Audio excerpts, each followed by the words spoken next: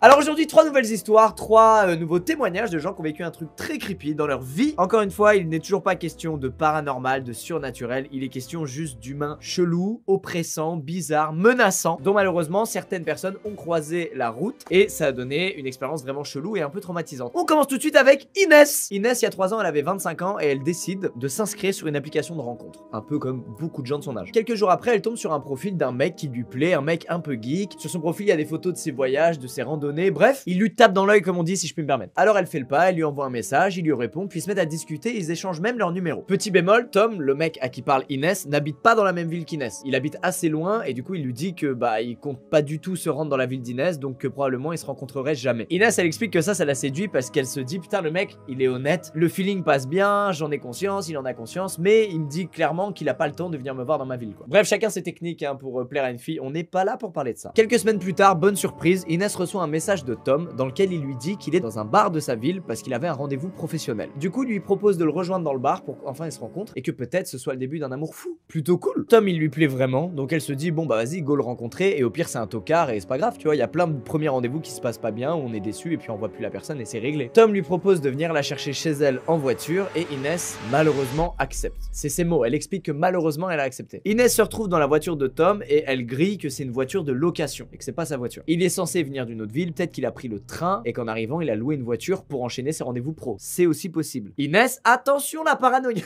Ils vont chercher une place pour se garer autour du bar pendant 10 minutes mais il y en a pas. Donc Tom demande à Inès de lui dire où aller pour qu'il puisse se garer. Inès, très bon réflexe, choisit le parking d'un centre commercial sur lequel il y a toujours plein de voitures et pas mal de gens qui passent. Elle est quand même dans la voiture d'un mec qu'elle connaît pas, qu'elle a jamais vu, donc c'est quand même malin de couvrir ses arrières et de faire en sorte qu'il y ait des gens qui puissent le voir si jamais ça se passe mal. Ils arrivent enfin dans ce bar et aussitôt arrivé, aussitôt Tom essaie de faire boire Inès. Tom insiste, alors elle prend un verre, puis un deuxième, et normalement c'est pas son genre, normalement quand le mec force un peu, elle se casse tout de suite, elle arrête, mais là elle explique qu'il lui plaisait suffisamment pour qu'elle continue cette soirée avec lui. Deuxième move très malin d'Inès, dans le bar, il y a une vieille connaissance à elle. Alors elle va l'interpeller pour que cette connaissance voie Tom, et en fait elle explique que sur le moment elle a eu un réflexe un peu de parano, mais un peu malin, où elle s'est dit, vas-y ce gars là je le connais quand même pas, c'est quand même cool si une connaissance à moi m'a vu avec lui et a vu son visage si jamais il se passe un truc pas bien. Moi je trouve ça dingue de penser ça, mais de continuer le rendez-vous, genre mec, si t'es dans une parano pareille, arrête tout, rentre chez toi, c'est bon, stop. Après 1h30 de conversation, c'est la fin du rendez-vous. Inès dit à Tom, bon c'était cool, vas-y je rentre. Et là Tom insiste pour qu'ils aillent tous les deux boire un café de l'autre côté de la rue pour se dégriser un peu. Inès trouve ça chelou parce qu'ils sont pas restés vraiment longtemps dans ce bar, ils ont pas vraiment beaucoup bu. Bref, c'est bizarre d'aller taper un café après ça quoi. Du coup Inès elle refuse et elle change de sujet pour le distraire et finir sur une note agréable. Dans la discussion, Tom explique à Inès qu'il a loué un Airbnb pas très loin de la ville et il lui propose de venir finir la soirée chez lui puisqu'il y vit seul. Inès lui sort des noms très polis. Ah mais non, je suis fatigué. Ah mais tu sais demain je dois me lever tôt. Ah vous connaissez tout ça. Mais à chaque fois qu'elle dit un truc, Tom il a un argument contraire pour lui dire si tu vas venir, viens, si viens. Au bout d'un moment Inès elle trouve the parade, elle lui dit ok je veux pas venir mais vas-y si tu veux tu me ramènes chez moi. Quelle erreur. C'est ciao normalement quand il force à ce point le mec, c'est fini. Une fois dans la voiture, Tom est en train de conduire et il dit à Inès attends tu sais quoi, on va s'arrêter au supermarché comme ça tu vas pouvoir t'acheter quelques affaires et tu seras plus confort chez moi. Qu'est-ce que tu ne comprends pas, Tom? Là, Inès, elle bug, elle se dit, attends, est-ce qu'il fait exprès de pas comprendre? Ou est-ce que juste on s'est mal compris et je me suis pas bien exprimé? Qu'est-ce qui se passe là? Pendant ce temps, Tom continue de rouler et il s'approche d'une zone rurale dans laquelle il n'y a aucun supermarché, c'est bon? Aucun. Inès, au pied du mur, tente le tout pour le tout et lui dit, écoute mec, vraiment je t'ai dit je veux pas du tout aller chez toi, donc ramène-moi chez moi s'il te plaît comme prévu. Tom reste cool et lui dit, non mais t'inquiète, on va passer une bonne soirée. En plus les propriétaires du Airbnb ils sont vraiment sympas, tu vas voir, on va trop s'amuser. Ce qui paralyse complètement de peur Inès, étant donné que souvenez-vous, quelques minutes avant, il lui avait clairement dit qu'il était seul dans ce Airbnb. Inès change donc de stratégie et elle lui dit, ah ok bon ok vas-y ça va être cool, mais avant est-ce qu'on peut faire un petit détour par chez moi pour que je prenne mon pyjama et des médicaments que je suis obligé de prendre tous les jours. Alors je sais pas comment elle a eu cette idée Inès parce que entre la pression du mec bizarre, le fait d'être dans une zone rurale où il y a rien, même pas de lumière etc, faut vraiment être très courageux pour avoir une impro pareille. Par chance Tom accepte et il fait demi-tour. Une fois presque arrivé, Tom dit à Inès qu'il va monter avec elle dans son appart pour l'aider. Et vous savez c'est ces phrases horribles où le gars il fait genre d'être gentil, bienveillant et tout, mais c'est juste hyper mal placé et hyper intrusif. Genre tu sens tout de suite que ça, y a un truc qui va pas quoi. À ce moment là Inès elle est encore en voiture avec lui et elle se dit putain qu'est-ce que je réponds à ça parce que à tout moment là il refait demi demi-tour et il m'emmène dans les bois et c'est un malade quoi, qu'est-ce qu'il va faire? Et pendant qu'elle réfléchit, ils arrivent à un stop et il y a des gens qui traversent la route. En les voyant, Inès, elle descend de la voiture très vite mais très calme et elle explique à Tom qu'elle a trop mal au crâne, qu'elle lui enverra des messages mais que là elle a juste envie de dormir. Elle ferme la porte avant même que Tom lui réponde et elle fonce très vite dans un parc dans lequel la voiture de Tom ne peut pas passer. Arrivée aux abords du parc, elle regarde discrètement derrière elle que Tom ne descend pas de la voiture pour la suivre à pied. Et non, il est bien là, au volant de sa voiture, furax, mais il bouge pas. Inès explique qu'il l'avait bloqué sur l'appli de rencontre dans l'heure qui suit. Et elle explique qu'avec le recul, elle pense que s'il a autant insisté pour son histoire de café, c'est qu'il voulait qu'elle reboive quelque chose dans lequel il aurait pu glisser éventuellement un truc de merde comme GHB, enfin bref, une drogue de connard là pour profiter d'elle. Elle pense aussi que s'il lui a dit dans l'appli qu'il habitait pas dans cette ville et qu'il comptait ne jamais s'y rendre, donc il se verrait probablement jamais, c'était uniquement pour couvrir ses arrières et qu'il y ait zéro trace dans l'appli du fait qu'ils se soient rencontrés. Et au-delà de ça, c'est surtout un feeling. Il y a des gens, des fois, t'as vraiment pas un bon feeling. Tu te dis vraiment là, il y a un truc qui est bizarre, qui est pas normal, et ça cloche là. Mais quand même, petite note positive, entre temps, ça l'a pas effrayé Inès, elle a refait des rencontres sur cette appli de rencontre et elle y a même rencontré son fiancé. Bravo! Moi je n'aurais jamais relancé l'appli. Il est temps de passer à la seconde histoire qui elle ne parle pas du tout d'appli de rencontre. C'est l'histoire de Victor qui commence d'abord par donner tout le contexte. Il vit avec ses parents dans une belle et grande maison qui est plus ou moins foutue en deux parties. Il y a une partie type très bel appartement au premier étage et il y a une seconde partie au sous-sol avec garage, buanderie, etc. Un jour le père de Victor décide de faire installer des climatiseurs. Le lendemain il y a donc pas mal d'employés qui viennent. Il y a une partie à l'intérieur, il y a une partie dehors pour installer les fameux compresseurs, vous savez, qu'on voit partout à l'extérieur des maisons et des appartements aux États-Unis d'ailleurs. Enfin bref, il y a beaucoup de passages. Et ce jour-là, du coup, la mère de Victor et Victor lui-même décident d'aller faire des courses et de pas être à la maison parce que bah il y a du bruit, du monde, bref, c'est chiant. Le père de Victor, en revanche, reste dans la maison pour diriger les ouvriers. Victor et sa maman rentrent le soir après avoir fait des courses, un petit resto, bref, une petite sortie entre mère et fils. Et le père de Victor est déjà au lit parce que les travaux l'ont complètement crevé. Donc Victor et sa maman dînent tous les deux devant un film à l'étage dans la partie appartement de leur maison. Après avoir dîné, Victor demande à sa mère d'aller garer la voiture au parking parce qu'elle s'était juste mis devant à l'arrache. Et sa mère, quant à elle, lui demande d'aller vérifier que la porte d'entrée est bien fermée à double tour parce qu'il y a eu beaucoup de passages et beaucoup de gens qui sont venus dans la maison aujourd'hui pour cette histoire de climatiseur. Victor va check et c'est pas le cas. La porte n'est pas du tout fermée à clé et elle est même un peu entrouverte. Bon, pour lui rien d'inquiétant, il se dit qu'ils l'ont mal claqué en arrivant. Il la ferme à double tour et il remonte à l'étage. Ils se remettent devant leur film et quelques minutes plus tard, Victor, il entend un bruit sourd venir du sous-sol, de la buanderie plus précisément. Il explique qu'il était pas inquiet parce qu'en fait ils ont un chat et que souvent ce chat, quand il a faim, quand il veut que Victor lui donne à manger, il fait des conneries. Classique. Jumbo fait la même chose, donc je vois très bien le truc et même vous, vos chats font la même chose, c'est sûr. À mi-chemin dans les escaliers qui mènent à cette fameuse buanderie, Victor il entend un autre bruit sourd. Cette fois-ci plus fort que le premier qu'il avait entendu. Il se dit bon bah c'est sûrement mon chat, il m'entend arriver, il pense que j'ai la gamelle dans les mains, donc il est tout excité et il fait encore plus de conneries. Victor ouvre la porte du sous-sol et il n'y a pas son chat. Ce qui est d'autant plus embêtant, c'est que d'habitude, quand il ouvre la porte, son chat court vers lui parce qu'il est content de le voir et surtout d'avoir très prochainement de la bouffe. Victor entre dans la buanderie et là son cœur arrête de battre parce que la porte du placard est fermée. Attendez, il manque une info. Victor et ses parents ne ferment jamais la porte du placard. C'est même une instruction du père de Victor. Parce qu'il y a des souris qui régulièrement se planquent dans le placard. Et ils veulent que leur chat puisse aller dans le placard pour les débarrasser de ces souris. Il comprend donc que le gros boom qu'il a entendu, c'était sûrement la porte du placard qui a été claquée. Il se retrouve donc seul, au sous-sol, face à ce placard, en étant convaincu que quelqu'un se cache à l'intérieur. Il veut juste pas donner une raison à cette personne d'ouvrir la porte. Auquel cas, Victor se retrouverait en danger puisqu'il verrait le visage de cette personne. Et donc cette personne aurait des raisons de s'en prendre à lui. Et là, Victor, il fait un move de génie. Ok, de génie. Déjà, il fait genre qu'il a rien remarqué de bizarre. Il s'y flotte tranquille et il se met à parler avec une voix de bébé un peu gaga à son chat, alors que son chat n'est pas là.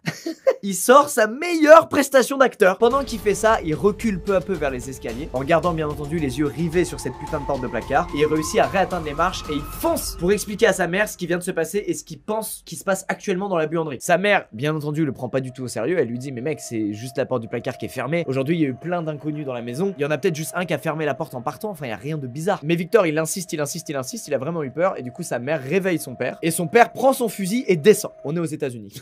C'est pour ça. Une fois en bas, après un petit silence, le père de Victor ordonne à Victor et sa mère d'aller se cacher et d'appeler la police. Quelques minutes plus tard, la police arrive, ils fouillent toute la maison, ils fouillent les alentours de la maison et ils trouvent rien. Et le père leur explique à tous qu'en fait, en descendant, il a vu que la porte du placard était grande ouverte et que la porte arrière de la maison l'était aussi. Victor a donc été un putain de génie parce qu'il y avait vraiment un mec dans le placard et que s'il avait commencé à s'affoler et à dire « y a quelqu'un ?» le mec aurait réagi de manière sûre. Quoi qu'il en soit, c'est vraiment badant ce truc de gens qui sont chez toi, qui sont là, qui se cachent, qui viennent avec des intentions qu'on ne connaît pas. C'est horrible. Allez, il est temps de passer à la deuxième histoire, c'est celle de Julia. Ce qui est drôle, c'est qu'elle a su que récemment, donc des années plus tard, ce qui s'était vraiment passé ce jour-là. Je m'explique. À l'époque, les parents de Julia travaillaient jusqu'à tard le soir et du coup, ils rentraient pas avant 20 h. Donc à partir de la 6ème, quand le bus déposait Julia, fallait qu'elle marche seule pendant 5 minutes pour atteindre la maison et ensuite elle faisait la routine habituelle, elle explique qui était, jouer à des jeux en ligne sur l'ordi et regarder la télé. Et quelquefois, le chat du voisin venait dans la cour arrière de la maison de Julia et elle sortait pour le caresser un peu et le nourrir. La maison dans laquelle elle vivait, Julia, c'est une maison dans laquelle il y avait beaucoup de fenêtres, ce qui est très cool en plein jour parce que c'est très lumineux, ce qui est moins cool le soir parce que si t'as pas de store, tout le monde voit ce qui se passe dans la maison. Bref, tout ça pour dire que globalement, avec toutes ces fenêtres, on voyait très bien tout ce qui se passait dans la maison, y compris quand Julia était seule. Un soir, Julia rentre de l'école, elle descend du bus comme d'hab et elle marche 5 minutes dans le noir jusqu'à chez elle. Comme d'hab, elle fonce dans le bureau de son père, elle allume l'ordi et elle tape ses meilleurs games. Sauf que ce jour-là, après environ 30 minutes de jeu, Julia entend des miaulements venir de l'extérieur. Alors elle met son jeu en pause, elle se lève, elle va voir à la fenêtre si elle voit quelque chose, pensant que c'est le chat de son voisin, une fois de plus, qui vient lui demander à manger et des caresses. Mais il n'y a pas de chat.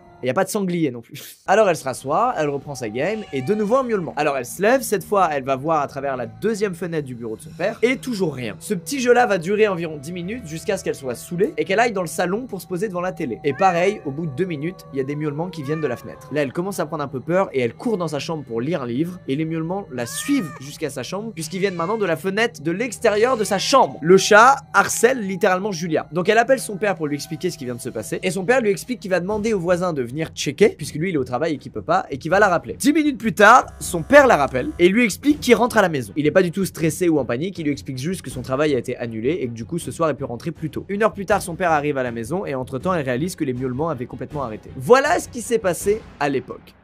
Quelques jours avant de raconter ça, Julia a enfin su la vérité sur cette histoire. En fait, elle a abordé le sujet en mode putain, c'était marrant cette histoire de chat là qui miaulait, je t'avais même appelé. Et son père lui a avoué la vérité. En fait, le voisin de Julia était bel et bien venu voir autour de la maison s'il trouvait son chat. Et en fait, il a pas du tout trouvé un chat. Il a trouvé de grosses empreintes de pas tout autour de la maison, très collées au mur de la maison pour pas être vu depuis les fenêtres. En fait, il y a quelqu'un qui avait suivi Julia jusqu'à chez elle, parce que souvenez-vous, elle faisait un bout du trajet toute seule. Et cette personne, elle faisait des bruits de chat pour que Julia sorte de chez elle. En voyant les traces de pas et en constatant ça, le voisin du coup il a direct rappelé le père de Julia et c'est pour ça que le père de Julia est rentré du travail immédiatement. Et elle explique qu'il a même passé tous les jours qui ont suivi avec elle à la maison, tellement il a eu peur pour elle. Et ils ont bien évidemment appelé la police, sauf que les traces de pas s'arrêtaient à partir d'un certain endroit et du coup ils ont jamais pu savoir qui était là et pourquoi quoi. Mais grosso modo c'était une technique de quelqu'un qui comptait kidnapper Julia quoi. C'est horrible.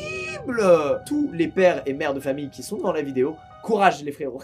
Aujourd'hui, c'est pas moi qui vais raconter des histoires et c'est pas des témoignages que j'ai lus sur internet, c'est des histoires que vous avez vécues. Alice, Clara et Sofiane ont vécu plusieurs trucs dans leur vie creepy. Ils vont raconter le truc le plus creepy. À vos yeux, vous avez vécu c'était le truc le plus creepy? Ouais. Ouais, proche, ouais. Ah, t'as vécu plusieurs trucs creepy, c'est horrible.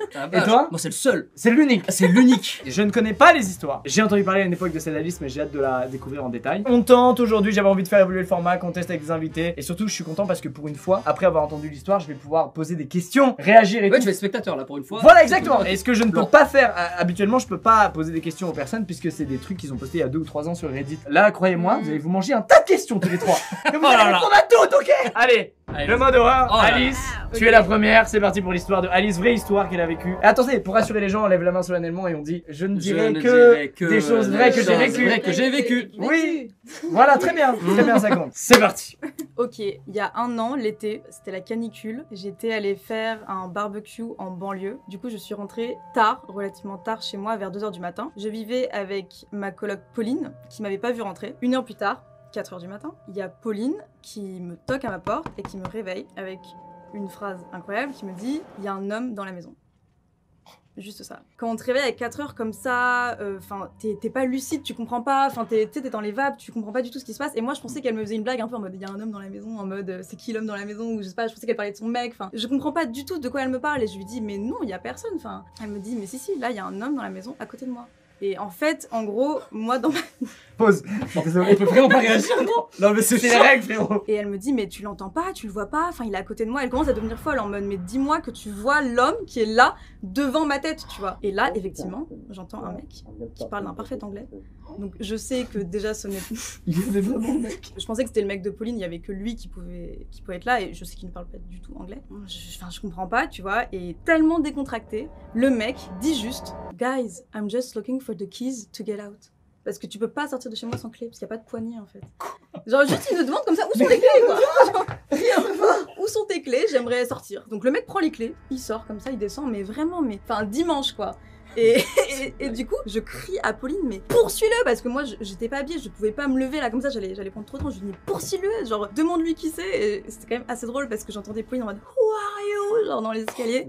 Et juste, le mec se retourne, très décontracté, lui sourit et lui dit, Don't worry. Juste ça. Et ce mec, c'est ni un pote à toi, C'est rien, ni genre, un c'est un pote mec. à elle, et il est dans l'appart là, On se voit que en c'est- pleine nuit on se et voit il vous que dit c'est- non mais juste les clés, je vais m'en aller. Voilà, je cherche juste à sortir. Et donc en gros, donc, là, deuxième segment, donc Pauline remonte les escaliers et je suis en mode mais qu'est-ce qui vient de se passer? Enfin, comment il est rentré? Et elle me dit par la fenêtre. Il faut savoir que j'habitais au 2e étage et c'est vraiment très très haut et enfin c'est un pro, tu vois, c'est un peu un ninja, enfin je sais pas. Peut-être comment pas la dire. première fois qu'il fait ça quoi. Bah complètement. En gros, elle pensait que c'était moi qui était rentré un peu bourré ou je sais pas quoi et on se fait vraiment fréquemment des blagues. Et du coup, élément important, pour rire, elle dit hi bitch, enfin en pensant que c'est moi. Elle ouvre la porte en disant hi bitch et là elle tombe sur un mec de dos. Là il commence à répondre en anglais parce qu'il a cru qu'elle était anglaise parce qu'elle a dit hi bitch. Enfin il y a eu un. C'est génial du coup. Là il s'est accroché à une branche. Et le mec, au début, il lui dit I'm looking for a place to sleep. Après, il lui dit I'm just trying to get out, encore, tu sais. Il lui dit des trucs contradictoires et elle continue de lui dire mais t'es qui et il répond pas. Là où on a eu de la chance, c'est qu'il avait pas tout à fait le profil du mec qui te faisait flipper dans le sens où il avait notre âge en fait. Et Ah bon? propre sur lui et tout, bien. Bien habillé, Ah bon? genre un peu stylé. Ça c'est. Non mais ça Non, Il y c'est a de la horrible. drogue. C'est ouf, ça, c'est ouf. Drogue. Drogue, direct. Tu crois? Ta Non, mais- pote, elle a cru au début que c'était un pote à toi peut-être. C'est ça. Oui, Elle en s'est plus, dit ok, en elle est plus. rentrée avec un mec. Du coup, moi, premier réflexe, genre j'appelle les flics et au bout de 2 secondes, je vois en fait la lumière bleue genre à ma fenêtre. Je me dis, ils sont déjà là. Enfin, trop bizarre. Enfin, comment ça se fait qu'ils sont déjà là? Enfin, il s'est passé 30 secondes quoi. Et je vois qu'ils ont attrapé le mec et qu'il y a déjà une voiture, il y a déjà des gens rassemblés en bas et tout. Je me dis, Quoi très efficace quand même. C'est mieux que tout ce que j'ai lu Non, mais attends, sur attends. Reddit. Et en gros, on descend, il y a une entreprise de vigile, très pratique. Et en gros, le vigile raconte qu'il a vu le mec en fait monter Monter. chez nous et que du coup il l'a cramé direct et qu'il lui a dit descends, etc. Le truc important dans cette histoire à comprendre, c'est que quand le mec est arrivé chez nous, il s'était déjà fait cramer. Et c'est pour ça qu'il voulait sortir. Ah. C'est qu'en fait, tu vois, D'accord, ok. Il devait être Putain. à ça de la fenêtre, il était comme ça en mode trop pas, je vais chez ma cousine. Et il du s'est coup, dit le meilleur moyen de s'enfuir c'était de rentrer Bah, et de sortir par enfin chez voilà, et en fait, le truc c'est qu'est-ce qui se serait passé Si le il avait vigile pas n'avait été pas vu. vu. Ah, c'est Waouh. c'est la question qui revient dans toutes les Et- putains et voilà. d'histoires C'est d'horrible. horrible. Bon, d'expérience, moi qui ai lu et les gens qui ont écouté beaucoup d'histoires comme ça, Ouais. soit ils venaient pour te mater dormir, Bah... ce qui est zarbe, hein, mais Mm. c'est une vraie passion Mm. chez des Ouais. gens, soit ils venaient pour faire des choses horribles dont Bah, je ne vais pas ouais. parler. J'ai un petit détail, si tu veux, niveau profiling de comment ce mec était. Ok. Enfin, du coup, on a eu accès à son sac à dos pour vérifier que qu'il avait rien volé, si tu veux. Et genre, enfin, c'est con, mais dans son sac à dos, c'était tellement bien rangé. En mode le Tupperware pour midi. Non, mais ça, c'est pas normal. Ah là là, là, c'est c'est pas vraiment Jean-Michel les cours, sympa plus quoi. Enfin, c'est pour ça aussi que les flics d'ailleurs nous disaient il a pas le profil, il a pas le profil. Enfin, ils ont Mm. eu du mal à penser vraiment que ce mec pouvait être à comprendre mauvais. que ses intentions étaient Oui, ouais, pas, enfin pas eux très ils bonnes, quoi. croyaient vraiment ces espèces de tissus de mensonges alors que pour nous c'était évident que c'était justement un mec un peu double face. Ce qui est notable, c'est que dans ce que tu dis, il y a plein de points communs avec beaucoup d'autres témoignages. En fait, souvent, c'est ça qui est horrible avec les gens qui vivent des trucs comme ça. Il y a beaucoup de moments où ils sont zéro pris au sérieux par Ouais. les gens censés t'aider là-dedans, censés C'est faire ça, ce qu'il le faut, pire, ouais. censés rappeler à l'ordre l'autre pour plus jamais qu'il refasse ça. Parce que même si vous avez rien eu physiquement, le préjudice moral, il est énorme. Bon. Très bien raconté, incroyable. Waouh. c'est Attends, pas tout ce que je dis dans les threads, ça arrive pour de vrai. Oui, c'est C'est ça, vrai, c'est ça. Attends, je pense à plein de trucs là. Je me dis, si le mec regarde cette vidéo là. Ouais. Ah mais c'est possible. Crois-moi, Dans les commentaires, hein, it was me. Donc, worry. Don't worry. Clara, je crois que c'est ton tour. Alors c'est pas du tout le même truc. Moi c'est un truc un peu plus fou, au sens où il y a vraiment de la folie dans l'histoire. Une histoire qui est arrivée il y a quelques années, plus spécifiquement à mon père. Ce qu'il faut savoir c'est que mon père, donc il a un cabinet médical qui est au rez-de-chaussée d'une maison, dont la porte est ouverte du coup quand le cabinet est ouvert. La porte d'entrée tu rentres comme tu veux, sauf qu'en vrai personne fermait la porte puisque voilà il y a que ma cousine, ses 3 enfants et son mari qui vivait au 2e étage. Et donc du coup, un jour, elle Oh là là. Je veux savoir là. Je suis à fond dedans, là j'ai tout. Ah ouais, de ouf. Là j'ai le plan et tout, là, je suis direct dans ma tête, je suis au taquet. Bref, donc un jour, ma cousine prend sa petite bassine de linge pour faire la lessive de ses enfants au premier étage, et puis entre temps, elle descend vers la secrétaire, elle lui dit bonjour, blablabla, elle discute, non. Puis elle remonte pour aller dans la lingerie, et puis là, elle capte que dans l'appartement, il y a plein de trucs qui ont changé. Pas chez elle, mais au premier. Il y a plein de trucs qui ont changé, des trucs super chelous. Genre les photos de famille sont face contre terre, enfin face contre meuble. Les photos de mon père, elles, sont toujours droites, y compris celles de mon grand frère qui ressemble beaucoup à mon père. Et en plus de ça, il y a des photos d'une meuf. Genre d'une meuf. Qui se sont ajoutés aux autres Qui photos. sont ajoutés aux autres photos. Et de là, ma cousine, elle se dit, il y a un truc chelou, cette meuf, elle me dit quelque chose. Et il y a du linge d'enfant étendu partout dans l'appartement. Alors ouais. personne ne vivait dedans. Enfin, Personne ne vivait dedans. Attends, c'est quoi au premier étage, rappelle-moi? Premier étage, c'est un appart genre vide. En fait, en gros, c'était une grande maison de maître et du coup, les 2 étages du dessus, ça a été transformé en appart. Ok, Ma cousine, elle vit tout en haut et au premier, il y avait personne à ce moment-là. ok. Donc elle se dit, ok, je vais faire le tour de la maison. Donc elle regarde dans chaque pièce, la cuisine, il n'y a rien. Il n'y a rien. Elle va dans le salon et là, qu'est-ce qu'elle voit? Elle voit une meuf qui est assise dans un fauteuil à l'opposé de la pièce. Genre, comme ça, le regard vide. Donc elle essaie de lui parler, tu vois, parce que pareil, tu sais que tu vois ça, tu sais pas comment réagir en Ouais, vrai. bah oui, ouais. Du coup, choquée, donc elle fait ça va? Enfin bonjour, pas de réponse, rien. Regard vide, pareil, tu vois. Elle continue de lui parler en mode est-ce que vous êtes perdu? Qu'est-ce que vous faites là? Est-ce que vous savez où vous êtes? La meuf se lève d'un coup. Sortez de chez moi! Et là, Oh non, non, pas ça, putain. et d'un coup, ma cousine elle tilt, elle fait attends, mes gamins ils sont en train de dormir en 3e étage. Qu'est-ce qui se passe, tu vois? Ah, c'est-à-dire elle est allée là où il y avait des gens non, avant non. d'aller. Et Ah. donc ma cousine elle monte les escaliers avec la boule au ventre en mode qu'est-ce que je vais retrouver chez moi quoi. Et en fait elle arrive dans la chambre des enfants, les enfants dorment, genre ils continuent de dormir. Elle a sorti ça comme ça. Mais j'attendais Les que cette enfants réponse. font Moi, ok, dodo. mais- Mais par contre leur chambre elle est complètement sans dessous quoi, genre enfin elle a pris plein de trucs machin. Et entre temps donc elle appelle les flics quand elle est en haut pour leur dire bah il y a eu une intrusion chez moi, il y a une meuf qui est là, qui se croit chez elle, qui a défoncé l'appart, elle a mis que des photos, enfin trop bizarre quoi. Les flics sont arrivés, ils ont embarqué la meuf et en fait c'est une meuf qui, pour les conclusions de l'histoire, était une patiente à mon père il y a très longtemps. Et en fait elle est tombée éperdument amoureuse de mon père, à coups de lettres d'amour machin super creepy Wow. avec tu sais, les yeux en relief en 3D là sur l'enveloppe. Et des trucs comme Oh ça. là là. Super chelou. Et donc l'histoire ça finit là. En gros elle a été embarquée en HP, ses parents sont excusés pour ce qui s'était passé et en fait elle a fait un total sweep quoi. Waouh. C'est incroyable. Waouh. Voilà. C'est ouf. En Et le fait- côté, attends, c'est ton père et qui? Sur notre photo que tu as dit qui ressemble à ton frère? Mon grand frère. Le grand frère. C'est Ouais. drôle parce que du coup elle s'est dit c'est peut-être le Ah, c'est père, des- j'ai un Ouais. doute. Oh vas-y. Oh, Ah c'est peut-être le daron mais quand il était jeune. Allez. c'est ça qu'elle était jeune. On va le Je garder. vais la laisser. Il y a un truc où C'est clairement elle, ouf. elle s'est inventée qu'elle avait des s'est inventée enfants une vie, avec ouais. son- Mais enfin, ça, Alors, c'est- par contre, en fait, ce truc-là, c'est horrible à vivre parce que ça te bouleverse et tout. Il y a intrusion, la personne elle touche à tes affaires et tout, c'est hyper violent Ouais. psychologiquement. Mais en fait, c'est une maladie dont j'ai oublié le nom, un vrai syndrome que beaucoup de gens ont en fait. Ouais, ouais, à fond. Et surtout envers des big stars. Tu Ouais. vois, il y a beaucoup de Ouais, stars. ouais, c'est Il y a Brad Pitt. Bah, y il a eu ça, Brad Pitt. Brad Pitt, il l'a eu de ouf. De ouf. Mylène Ouais. Farmer aussi. je Mylène Ouais, Farmer, ouais. voilà, il y a beaucoup de grandes stars où ils sont rentrés chez eux Il y a quelqu'un. et il y a quelqu'un qui est là, genre En mode- chérie, je t'ai fait à dîner. Ouais, de ouf. Et vraiment la star qui dit Je te connais pas. Je te connais pas en fait. Sofiane, are you Ouais. ready man? Bah ouais, vas-y. je vais- Toi, t'as raconté tes histoires à Luciole. Moi, ouais. Et Alors, moi, moi, elle- moi, c'est pas. Je sais pas si c'est creepy, mais je pense qu'il y a un élément qui fait que toute l'histoire le devient en fait, tu vois. Mm. Tu peux y aller, vas-y. Yalla, Yalla. Bon, ça se passe en 2012, c'est Noël. On est en famille et tout, enfin bref, c'est Noël quoi. Et ma mère, elle sort une vieille boîte avec des vieilles cassettes vidéo, parce que ma mère, elle a un TOC depuis très longtemps. Elle filme tout le temps, H24. Du coup, t'as des. Du coup, j'ai masse de souvenirs, Ah, j'ai masse de c'est- trucs dedans, Ouais. c'est trop bien, c'est le feu. Mais du coup, voilà, elle sort cette vieille boîte et tout, et elle balance enfin, elle met des cassettes. Et là, sur l'écran, je me vois moi, 4-5 ans, très peu de gens le savent, mais je suis né en France, mais j'ai pas vécu mes 10 premières années en France, je les ai vécues en Namibie. C'est au-dessus de l'Afrique du Sud. Et du coup, j'ai grandi là-bas et tout. Et donc, du coup, je me vois sur ces cassettes en Namibie. 4-5 ans, je cours partout, machin et tout. Il y a mes parents, il y a moi, il y a ma petite sœur, et il y a un mec qui est toujours avec nous. Il est là, il a un gros smile. Attends, c'est bizarre. Faut que vous l'imaginez un petit peu, c'est un Renoir. Il s'appelle Onga. C'est un mélange entre Omar Sy et Tom Hanks, le mec, tu vois. Genre, Très sympa. non mais vraiment, Vraiment tu vois le très mec, sympa. trop sympa, il est tout le temps là. Et il est là pas que sur une cassette, il est là sur une vingtaine de cassettes. Donc il est là sur plusieurs mois. Tu en as fait. des souvenirs de lui? Excuse-moi. Il est là, il joue avec Wham, il parle avec mon père, il mange avec nous, et d'une cassette à une autre, il est plus là. Et je me dis, le mec, enfin le gosse de 4 ou 5 ans qui est dans l'écran, il s'en bat les couilles.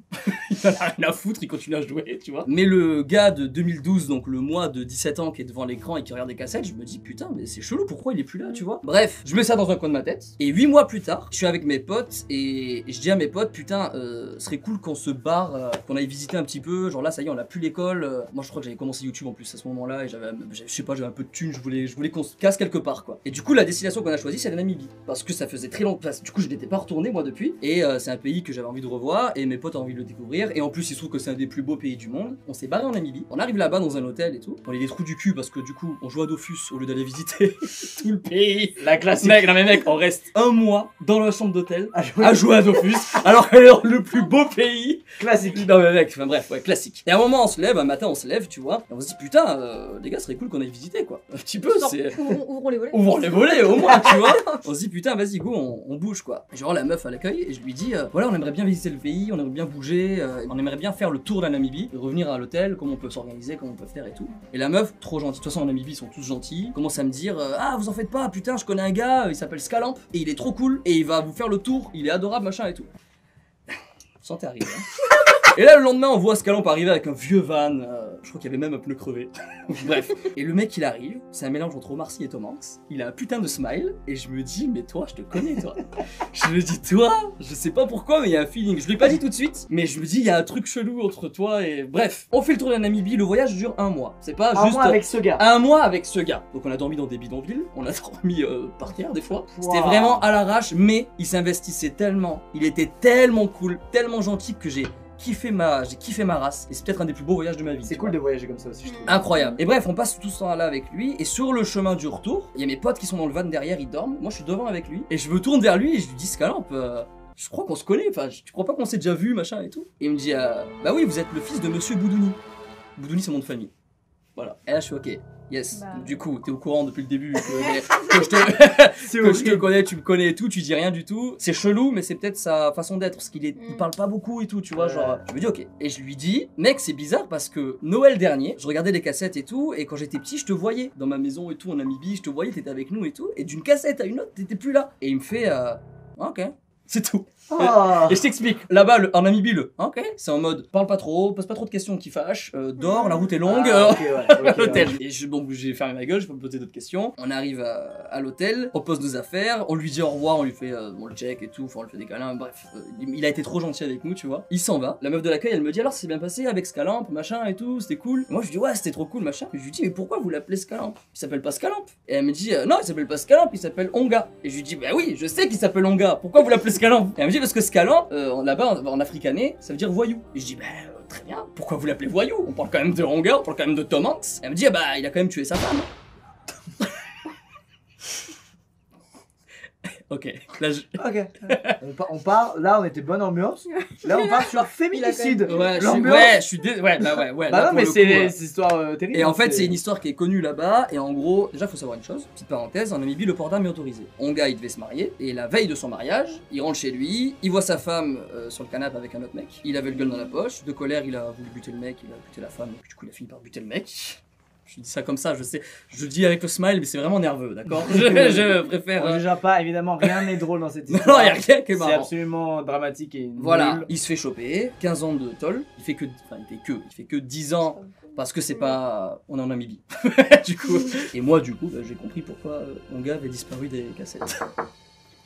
Oh C'est Onga, mec. Onga. C'est Onga, mec. Mec, c'est... Voilà. C'est très badant, mec. Ouais. C'est crime passionnel et c'est arrivé, malheureusement, beaucoup de fois. Non mais mec, quand j'ai appris ça, j'étais en mode... En plus, il y avait mes potes qui étaient là, je leur ai dit, mais il y en a pas un qui croyait quoi que ce soit, tu vois. Et c'est vrai, il s'avère que c'est vrai en fait. En fait, c'est juste bouleversant que t'aies été si proche d'un mec qui a Ouais, c'est ça, en fait. tué sa femme. C'est ça, en fait, c'est que je C'est connais genre- personne dans ma vie, personne d'autre, qui a tué quelqu'un. Moi, je trouve ça choquant de connaître quelqu'un qui a tué Oui, quelqu'un. bah oui, Un bah petit peu. heureusement. Bah, genre, Moi aussi, voilà, je trouve non, mais ça oui, choquant. non, mais c'est sûr. J'ai pas envie de parler Milan, on rentre tout de suite dans le vif du sujet avec l'histoire de Aude. Aude, elle a un petit job d'appoint, c'est le babysitting, voilà. voilà, elle en fait. Ça lui permet entre autres de financer ses sorties entre potes et ses jeux vidéo. C'est elle-même qui le dit, hein. Et elle a donc un second téléphone dédié à cette activité. Pour la simple et bonne raison que son numéro est un peu partout dans la rue, puisque Aude, pour trouver des clients, des gens qui font appel à elle, et ben elle met des affiches. Bref, ce jour-là, le jour de l'accident, il est 15 h et quelqu'un contacte Aude sur son second téléphone du coup. Voilà, c'est un message tout à fait normal de quelqu'un qui lui demande si elle est disponible le samedi qui suit, et Aude répond tout de suite et lui envoie les horaires auxquels elle est disponible le samedi qui suit. Elle explique qu'il y a eu quelques échanges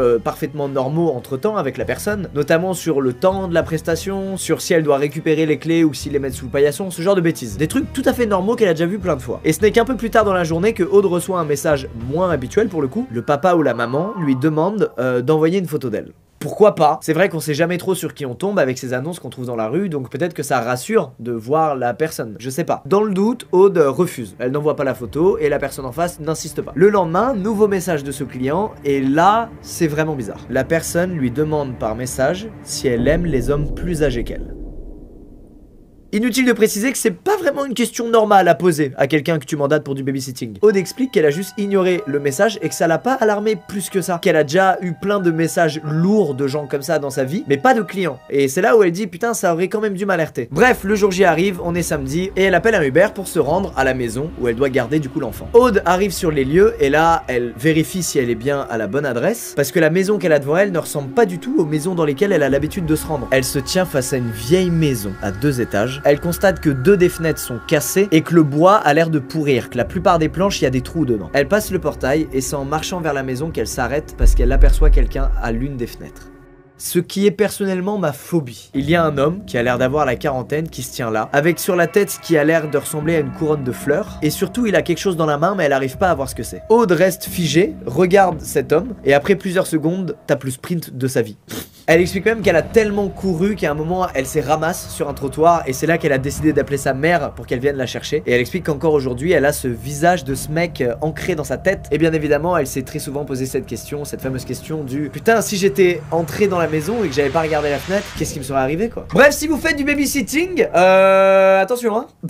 C'est mon unique conseil dans cette vidéo. Deuxième histoire beaucoup plus longue et absolument horrible. Ahmed est un Américain qui explique être parti vivre aux États-Unis dans les années 90. Et la bonne nouvelle c'est que c'est aux États-Unis qu'il a rencontré ce qui est actuellement sa femme, avec qui il a désormais 2 enfants. Voilà, c'est le seul truc positif de l'histoire, j'espère que vous avez bien profité. Bref, il explique qu'à l'époque, pour lui, les temps étaient durs. Il alternait entre 2 emplois juste pour pouvoir se payer à manger et avoir un toit au-dessus de la tête. Il explique que tout ce qu'il pouvait se permettre en termes de logement, c'était l'appartement le plus pourri d'un vieux bâtiment décrépit dans un quartier clairement pas ouf. En gros, il explique que c'était tellement craignos là-bas que genre il y avait pas une nuit où il se réveillait pas à cause d'un coup de feu qui était tiré. Bref, voilà, il explique que c'était vraiment un endroit qui détestait, qui était vraiment pas ouf, mais il avait pas le choix parce qu'il avait très peu d'argent. Il explique que son deuxième emploi, c'était barman dans un strip club. Vous l'avez compris, avec cet emploi, et c'est d'ailleurs pour ça qu'il nous parle de cet emploi-là et pas de son premier emploi qui lui est de jour, il rentrait tard chez lui. Plus précisément, il rentrait du coup tous les soirs autour de 2-3 heures du mat. Qui est une heure, on peut se le dire, pas très rassurante. Quand tu rentres à 2-3 heures, t'es un peu sur tes gardes quand même. C'était un samedi soir, fin de semaine, Ahmed rentre chez lui, il est épuisé. Il explique que ce soir-là, comme tous les autres soirs, il est entré dans son immeuble, qu'il a commencé à marcher vers l'ascenseur de l'immeuble et qu'en levant la tête, il a vu que devant l'ascenseur se trouvait un mime. Un mime, pour ceux qui savent pas, c'est un acteur qui joue des rôles muets. Les mimes, ils ont un code vestimentaire que respectait très bien ce mime-là, qui était devant l'ascenseur de l'immeuble d'Ahmed. Ahmed constate que ce mime, dans une main, il tient un ballon attaché à une ficelle, et que de l'autre main, il lui fait coucou. Et il explique que c'est pas un coucou comme nous on peut faire, c'est un coucou très mécanique, très mimé. À cause de la peur, Ahmed décide de prendre les escaliers. Et il en a pour un moment puisqu'il habite au 9e étage. Tout ce qu'il importait, c'était en aucun cas de s'approcher de ce mime. Ahmed monte les marches avec un certain rythme, et c'est qu'une fois arrivé au 4e ou 5e étage, que du coin de l'œil, il voit quelque chose bouger. Il s'arrête net, il se retourne pour voir ce que c'est, et douche froide, le mime est dans la cage d'escalier, en train de monter les marches. Et ce qui terrorise Ahmed, c'est qu'il monte pas les marches normalement, il monte les marches, vous savez comme dans les vieux films muets, quand un personnage veut montrer qu'il essaie d'être discret, il marche sur la pointe des pieds, le gars dans la cage d'escalier fait exactement la même chose. Il est dans son perso quoi. Et là le mime s'aperçoit qu'Ahmed l'a repéré, et d'un coup il se fige. Là Ahmed commence à vraiment avoir peur, et il décide de lui parler. Il lui dit en riant nerveusement, mec, arrête. En gros il s'est dit que le gars en face s'entraînait, ou qu'il faisait une sorte de performance, bref peu importe, et qu'en lui disant c'est bon t'es trop fort, bien joué, c'était cool, le gars allait arrêter. Aucune réaction de la part du mime. Il reste là sans bouger, dans la même position qu'il y a une minute, et il attend. C'est là qu'Ahmed réalise qu'il y a un problème, et qu'il se met à courir pour rejoindre le 9e étage. Et malheureusement quand il se met à courir, il entend le mime qui fait la même chose que lui. Ahmed cette fois il cède et il hurle sur le mime. Il lui demande pourquoi il fait ça, qu'est-ce qu'il veut, veut et il lui demande surtout de lui foutre la paix. Et d'un coup, l'expression du visage du mime change et il se met à être triste, ou plutôt à jouer la tristesse. Et à ce moment précis, Ahmed comprend que le gars en face, il est pas là pour déconner et qu'il a très probablement de mauvaises intentions. Il arrive devant sa porte d'entrée, il ouvre à une vitesse folle, il rentre chez lui et là il est sous le choc de ce qu'il vient de vivre. Il réalise même pas en fait. C'est au moment où il reprend ses esprits et où il pense être tiré d'affaire qu'il se met à entendre des frottements contre sa porte d'entrée, venant évidemment de l'extérieur. Après quelques dizaines de secondes, Ahmed explique qu'il prend son courage à deux mains, qu'il a pas le choix et qu'il va voir à travers l'œillet de sa porte d'entrée. Et malheureusement, le mime est bien là, devant sa porte et il se met à fixer l'œillet en souriant. Ahmed il reste bouche bée regardant à travers l'œillet de la porte. Il est complètement choqué, il arrive plus à bouger, il est tétanisé et le mime met ses paumes de main de chaque côté de son visage, ouvre la bouche comme s'il était étonné et il se met à faire des cliquetis avec sa langue. Et à chaque cliquetis, il tape avec son pied dans la porte. Ahmed comprend que le gars va trop loin pour un mec qui a pas de mauvaises intentions et il comprend qu'il doit se barrer de l'appart parce que tôt ou tard le mec va essayer de rentrer chez lui. Fort heureusement, à sa fenêtre, Ahmed il a une sortie de secours, vous savez ces escaliers en fer qui sont collés au bâtiment et qui permettent d'évacuer en cas d'incendie. Ahmed fonce sur ces escaliers et il entend un énorme bruit qui est tout simplement celui de la porte d'entrée qui vient de céder. Ahmed arrive en bas des escaliers, il continue de courir sans regarder derrière lui et après 30 mètres, il se retourne et c'est là qu'il a vu le mime pour la dernière fois de sa vie, juste devant la fenêtre de sa chambre, en le fixant avec un grand sourire avant de lever les mains et d'applaudir Ahmed. Pour Ahmed, il était absolument hors de question de revenir dans cet appart, donc il a logé chez des amis, le temps de trouver un nouvel appartement, et heureusement pour lui, il explique que ça s'est fait très rapidement. Il a plus jamais une news de ce mime, comme il l'a dit, et il a un bon trauma. Il a toujours pas compris si le mec juste était un psychopathe qui s'amusait, ou s'il avait une réelle intention de, je sais pas, de le cambrioler, il a rien compris.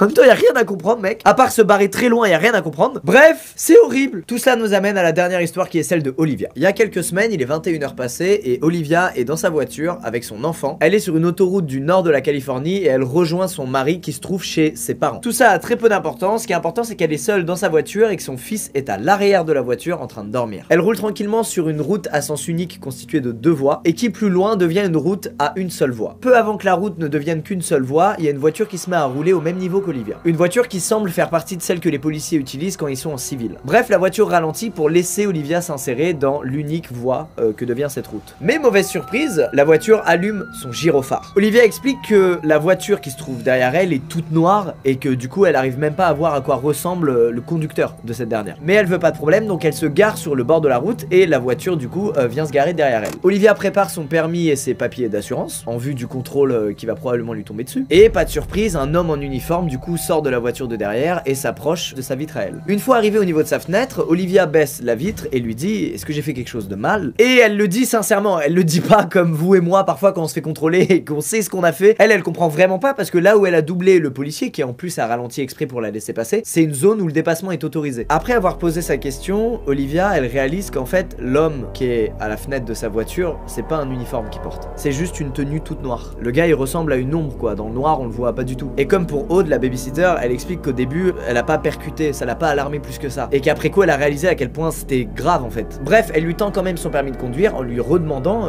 est-ce que j'ai fait quelque chose de mal, je comprends pas. Et le monsieur à sa fenêtre prend son permis et l'inspecte pendant pas loin d'1 minute, ce qui est très long pour inspecter un permis, ça prend vraiment pas ce temps. Minute à l'issue de laquelle le monsieur rend à Olivia son permis sans avoir encore dit un seul mot. Et c'est ce qui fait qu'Olivia comprend qu'il y a quelque chose qui est étrange. Et dans un élan de courage, elle lui demande en s'excusant son numéro de badge et aussi le département de la police dans lequel il travaille. Et ce cher monsieur qui est très près d'Olivia, rappelons-le, puisqu'il est à sa fenêtre, ne répond toujours pas à ses questions et la fixe pendant plusieurs secondes avant de fixer son fils qui est sur la banquette arrière en train de dormir. Et après plusieurs secondes et toujours aucun mot de sa part depuis le début de l'intervention, il retourne à sa voiture, il démarre et il se casse. Olivia explique qu'après ça, elle était en panique et elle a foncé chez sa belle famille en ne respectant aucune des limitations de vitesse tellement elle était dans l'angoisse. Elle n'a jamais revu ce mec qui n'était définitivement pas un policier. Encore aujourd'hui, elle se pose beaucoup de questions sur ce qui s'est passé. Elle se demande par exemple ce que le mec aurait fait s'il n'y avait pas son fils qui dormait sur la banquette arrière. Bref, ça l'a hanté pendant pas mal de temps et c'est horrible parce que j'ai toujours eu cette angoisse de me dire mais attends, mais c'est sûr qu'il y a des faux gyrophares sur le marché. Et c'est assez convaincant pour que même si t'as un doute, tu t'arrêtes si jamais un mec mec l'utilise derrière toi parce que au cas où c'est des policiers, t'as pas envie de te retrouver dans la merde parce que t'as fait un délit de fuite ou je sais pas quoi. C'est tellement badant mon gars, c'est l'enfer. C'est parti pour 3 nouvelles histoires flippantes, y a pas de blablabla, on commence tout de suite avec celle de Mélanie. Il y a 2 ans, Mélanie elle fait du house sitting pour un couple plus âgé, c'est-à-dire qu'elle garde leur maison quand ils partent en vacances ou quand ils ont un déplacement professionnel. Cette fois-ci c'est un scénario de rêve, c'est-à-dire que le couple veut partir en vacances à Hawaï 2 semaines mais ne veut pas emmener leur chat avec eux. Ils ont donc besoin de quelqu'un pour garder leur maison et surtout leur chat et les nourrir. Et Mélanie ayant pas mal discuté avec eux et ayant partagé avec eux son souhait d'aller vivre en Californie, et bah bingo, Mélanie peut garder les chats du couple gratuitement et le couple peut partir en vacances sachant que leur chat sera bien traité par une connaissance à eux. Elle les rejoint donc dans leur maison en Californie quelques jours avant qu'ils partent à Hawaï. Ils vont lui faire visiter un peu la ville, lui présenter la maison, lui expliquer comment nourrir les chats et comment bien s'occuper d'eux. Et ils insistent sur le fait qu'il y a l'un des 2 chats qui est extrêmement timide, qui est presque farouche et que du coup il lui conseille de pas trop l'approcher, de pas trop forcer le contact parce que il est pas très amical. Le jour J, Mélanie les conduit donc à l'aéroport et le couple est cool puisqu'il lui laisse même les clés de leurs 2 voitures. Sympa! C'est donc le début des 2 semaines de garde entre guillemets pour Mélanie et donc elle est dans une maison très grande avec 2 voitures à sa dispo. Elle doit juste nourrir des chats, bref, le rêve, elle en profite pour visiter. Elle part se balader à San Francisco, à Sonoma, à Monterey, bref, elle aussi elle est en vacances finalement gratuites. Mais je vous rappelle que c'est une vidéo serait d'horreur. Pour le moment, tout est cool, ça fait du bien, n'est-ce pas? Attendez. Un jour, vers la moitié de la seconde semaine, donc on est aux 3/4 du voyage, Mélanie rentre à la maison comme d'habitude, sauf qu'elle a un très mauvais feeling. Elle se sent vraiment pas bien, comme si son corps lui disait non, reste pas là, t'es en danger. Vous connaissez ce feeling, il est relou, il est horrible. Sauf que là, il y a aucune raison de ressentir ça. Une fois dans la maison, elle se force à ignorer le fait qu'elle se sent vraiment sous tension et pour se changer les idées, elle commence à se préparer à manger. Il y a rien d'étrange, elle commence à se sentir un peu mieux, elle décide donc d'aller se coucher pour se remettre les idées en place, il y a rien de mieux. Et petite surprise en arrivant dans sa chambre, le chat timide se trouve cette fois sous le lit de la chambre d'amis, de la chambre dans laquelle Mélanie dort. Elle explique que c'est la première fois qu'elle le voit en 10 jours ce chat-là parce qu'habituellement il passe l'entièreté de son temps dans la chambre du couple. Le lendemain matin, elle se sent toujours bizarre, mais voilà, elle suit les plans qu'elle avait prévus pour la journée, elle va pas gâcher ses derniers jours de vacances, elle profite. Elle décide donc de prendre la voiture et d'aller à un petit festival de musique, avant ensuite d'aller faire du shopping, bref une journée qu'elle décrit comme géniale. Du moins avant qu'elle rentre à la maison. Ce soir-là, Mélanie finit par aller se coucher après avoir regardé un film. En se rendant dans sa chambre, le chat timide est de nouveau sous son lit. Elle voit clairement qu'il est pas content de la voir, mais qu'il a pas envie de quitter la chambre. Le lendemain matin, Mélanie elle se sent encore plus mal que la veille, elle a des nausées, elle a des courbatures, bref elle a aucune envie de sortir, sauf que la journée passe et que plus elle passe, plus Mélanie a ce sentiment de malaise qu'elle a déjà eu plusieurs fois, mais là en plus de ça, elle a l'impression d'être observée. Voilà, là elle tombe dans le truc vraiment pas cool, où t'as l'impression que quelqu'un te regarde et c'est horrible. Au milieu de l'après-midi, son état se détériore, elle est encore plus mal, elle se sent encore plus observée, elle décide d'aller prendre l'air et de se dégourdir un peu pour penser à autre chose et sortir de cette spirale. Et n'ayant plus trop de provisions, elle décide d'aller faire des petites courses, voilà, et d'acheter des trucs un peu soft pour pas qu'elle ait des nausées parce qu'elle comprend pas ce qui se passe mais elle est pas bien. Elle se dit que c'est peut-être un début de gastro, un début d'angine, bref un début d'une maladie à la con et elle veut du coup vraiment prendre des trucs sains pour son corps. Après avoir payé à la caisse, la caissière lui dit gentiment bonne journée madame et là Mélanie elle fond en larmes. Elle explique qu'en fait quand la caissière lui a dit bonne journée, elle a eu la sensation que c'était la dernière personne de sa vie qui lui souhaiterait une bonne journée. Elle retourne donc à sa voiture, met ses courses dans le coffre et là il y a vraiment ce mauvais feeling qu'elle a et qui lui dit ne retourne pas dans cette putain de maison. Sauf qu'elle doit s'occuper des chats, elle doit les nourrir et elle veut surtout pas trahir la confiance que le couple a placée en elle en lui confiant leur maison pendant 2 semaines. Elle dit donc qu'elle va juste retourner à la maison pour nourrir les chats et qu'après ça elle ira cette fois dormir dans un hôtel. Arrivée devant la maison, impossible de rentrer. Elle arrive pas. Elle a plus que jamais cette sensation de malaise, cet instinct qui lui dit fais gaffe t'es en danger et du coup elle a une idée et elle se dit que cette fois elle va rentrer dans la maison et qu'elle va hurler qu'elle vient d'appeler la police qui sont en route et que la personne qui se trouve ici ferait mieux de dégager avant de se faire arrêter. Why not si ça peut te rassurer, au pire tu t'es juste affiché devant tes chats, tu t'en fous. Et ben devinez quoi, à la seconde où Mélanie a fini sa phrase, la lumière de la chambre du couple s'allume et Mélanie entend des pas. Elle a enfin des preuves qui confirment cette sensation qu'elle a depuis des semaines et du coup elle sort en courant de la maison et elle se précipite sur son téléphone pour bien entendu appeler la police. Ce qu'elle n'avait pas fait, je vous rappelle que c'était du bluff. Même elle y croyait pas. Elle attend alors dans sa voiture jusqu'à l'arrivée des policiers et en arrivant, bah y a personne. Vous savez très bien comment ça se passe. Les policiers rentrent dans la maison, inspectent toutes les pièces et y a personne. Mais la porte-fenêtre de la chambre du couple est ouverte. D'ailleurs, ironie, Mélanie en plein moment de stress est quand même contente parce que les portes sont ouvertes mais les chats sont dans la maison et n'en ont pas profité pour se barrer. Elle veut vraiment pas trahir la confiance de ce couple, c'est beau. On veut tous une Mélanie pour garder notre chez soi. Dans la chambre du couple, les policiers retrouvent du coup des sachets de nourriture dans un coin qui montrent qu'il y a bel et bien quelqu'un qui avait été là, mais cette personne n'a apparemment rien volé. Elle a donc confirmation qu'il y avait un mec qui était là depuis au moins 2 jours et qui a fait très peur au chat timide de par sa présence. Le chat a donc choisi Mélanie et c'est pour ça qu'il dormait sous le lit de Mélanie depuis 48 heures. les policiers n'ayant aucune preuve d'entrée par effraction, il y a rien qui a été forcé, rien qui est cassé, bah ils expliquent à Mélanie qu'ils peuvent rien faire et qu'ils vont juste patrouiller de temps en temps autour de la maison, voir s'ils voient quelque chose d'anormal, mais ça s'arrête là quoi. Mais je vous rappelle que Mélanie doit encore garder la maison et les chats pendant 3 jours, et c'est ce qu'elle va faire, et elle explique qu'elle était angoissée à mort, même si c'est rien passé, la personne n'est pas revenue, elle était dans un stress total, et que depuis ce jour-là, ça l'a un peu traumatisée sur ça, et maintenant quand elle part en vacances dans une maison ou dans une chambre d'hôtel ou quoi, elle a un toc, et avant de se coucher, elle vérifie l'intégralité de l'appartement, de la maison ou de la chambre d'hôtel, pour être sûre qu'il y a bien personne et qu'elle est seule. Malgré tout, elle est vraiment contente que son instinct ait pris le dessus ce jour-là, et qu'elle ait fait le choix de rentrer en hurlant et en menaçant la potentielle personne qui se trouvait là, parce que si elle avait pas fait ça, bah, on sait pas ce qui se serait passé. Voilà! Ah! Elle est horrible celle-là. Je la déteste cette histoire, c'est bon. Je vais maintenant vous raconter l'expérience un peu horrible de Lucie, qui est beaucoup plus courte que celle de Mélanie, mais qui, moi, m'a glacé le sang. C'est un peu ma hantise, en fait. Bref, l'histoire a lieu quelques années avant que Lucie nous la raconte. À cette période-là, elle est encore à l'université, et elle a un petit taf à côté, elle bosse dans une animalerie spécialisée dans les poissons d'eau salée et les reptiles. Alors, on est d'accord, les animaleries, c'est vraiment pas ouf pour le bien-être animal, mais là n'est pas le débat. Elle explique donc que c'était pas du tout étrange que régulièrement des gens rentrent dans le magasin, des amateurs en reptiles ou en poissons, et posent des tas de questions au staff avant de faire le pas et peut-être de se prendre un compagnon. Lucie, ça fait à peu près 1 an qu'elle bosse là-dedans, elle est donc bien calée en reptiles et en poissons, et là il y a une personne qui commence à se rendre régulièrement à la boutique et à poser à Lucie des questions sur les dragons barbus.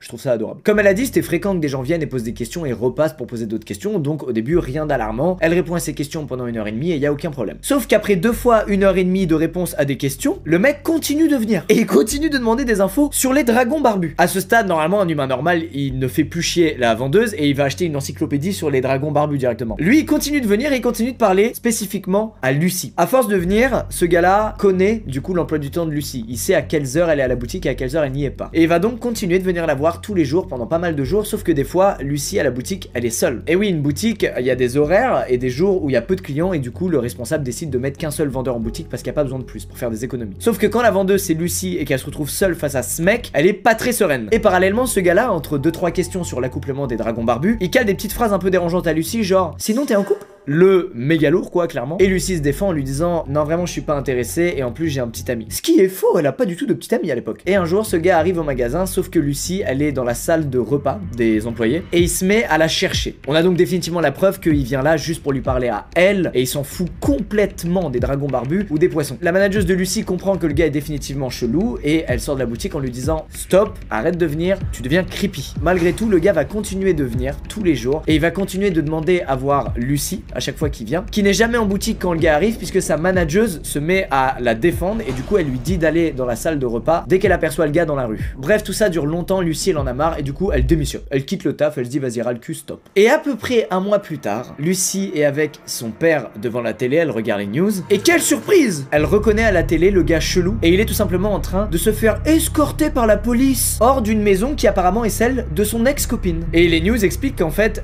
l'ex de ce gars ne s'étant pas présenté au travail depuis un moment, ils ont donc appelé la police pour leur demander d'aller jeter un coup d'œil à son domicile, voir si elle va bien, et ils retrouvent la propriétaire de la maison, l'ex-copine du mec chelou, dans sa baignoire, dans une bâche. Et en fait, ce gars-là était cannibale et avait cuisiné des parties du cœur, du foie et du cerveau de son ex-copine. Est-ce que c'est bon pour vous? Je peux pas dire un c'est bon pour vous plus fort que celui-là. Et en fait, ça c'est une vraie histoire, il y a eu pas mal d'articles qui en parlent, il y a eu pas mal d'interviews de journalistes et tout au sujet de ce gars-là, et en fait il a toujours plaidé la possession démoniaque comme défense, et du coup Lucie ça lui fout vachement les boules et elle a peur parce que ce gars-là est venu plein de fois à la boutique et elle a constaté qu'il était méga bizarre, et qu'apparemment il est pas seulement bizarre, apparemment il mange des humains, c'est bon? Elle a donc fréquenté, malgré elle, un putain de cannibale meurtrier pendant des semaines quoi, sur son lieu de travail. C'est horrible. Tout cela nous amène à la dernière histoire, l'histoire de Stéphane, qui n'a rien à voir, il n'y a pas de cannibale, il y a des gens chelous mais il n'y a pas de cannibale. Stéphane explique qu'il a grandi dans l'Ohio dans les années 70 et qu'avec un ami à lui qui s'appelle Joe, il passait énormément de temps dehors. Son pote Joe vivait dans une ferme à l'époque au bord d'une route et les parents de Stéphane souvent le déposaient chez Joe et du coup il passait une bonne partie de la journée dans les bois à kiffer, ambiance un peu scout. Bref, le temps passe, ils arrivent aux années lycée, les fameuses, et ils se mettent à mettre en place un truc qu'ils appellent le Stand By Me. Un truc basé donc sur le film du même nom qui est sorti à l'époque. L'idée c'est donc de parcourir à pied les voies ferrées du pays, sauf que au lieu d'espérer tomber sur un cadavre, comme c'est le cas dans le film je crois, ils espèrent juste trouver des spots cool pour pêcher ou camper. Évidemment ils ont conscience que ça peut être dangereux, mais ils se disent vas-y on a qu'une vie, on est jeunes, c'est des ados, et du coup ils vont quand même au bout de l'idée. Ils sont donc allés au bout des choses, ils l'ont fait pas mal de fois, et tout s'est très bien passé, ils ont passé de bons moments, ils sont tombés sur des rivières, ils découvraient des ponts sur lesquels personne n'était jamais allé, ils pêchaient, ils se cachaient dans les trains, bref, ils précisent que vraiment ils ont eu aucune mauvaise expérience, tout s'est toujours bien passé, c'était idyllique. Bref, c'était la grande époque de l'amitié entre Stéphane et Joe. Malheureusement à la fin du lycée, leurs chemins se sont séparés, comme ça arrive très souvent parce qu'ils ont fait des études différentes, mais ils restent tout de même en contact et ils essaient de se voir dès que c'est possible. Et un jour c'est le cas, un été au milieu des années 90, ils se sont retrouvés tous les deux dans leur ville natale pendant une semaine. Ils passent donc leur journée chacun avec leur famille, mais le soir ils se retrouvent les deux pour parler de l'époque, des bonnes expériences du lycée. Bref, un soir, ils reparlent du coup des moments où ils faisaient des Stand By Me. Très nostalgique vis-à-vis de cette époque, et en plus ayant quelques bières dans le nez comme il le dit Stéphane, ils se disent mais viens on le refait, c'était trop bien. Ils se fixent donc une date, un soir, pour faire ça. Le jour J, ils demandent à leur femme de les déposer à l'endroit où ils avaient l'habitude à l'époque de commencer leur Stand By Me, histoire d'avoir une bonne grosse dose de nostalgie. Ils vont carrément au même endroit. Il explique évidemment que leurs femmes leur disent les gars, vous avez plus 15 ans là, il faut grandir. Mais Joe et Stéphane n'en démordent pas, ils veulent revivre ce truc qu'ils faisaient à l'époque, et en vrai ils ont tellement raison. Bref, leur femme les dépose, ils se retrouvent tous les deux au point de départ habituel, et là Joe a une idée. Il propose qu'au lieu de prendre la direction qu'ils prenaient à l'époque, ils prennent cette fois la direction opposée pour découvrir des nouveaux lieux, une nouvelle ambiance peut-être. Qu'est-ce qu'on peut être con quand on est entre nous les gars. Bref, la journée se passe bien, ils marchent, c'est amusant, c'est un peu triste aussi parce qu'ils sont pris de nostalgie et comment dire, ce truc là témoigne du temps qui est passé, tu vois, et ils se disent putain, la vie n'est pas infinie.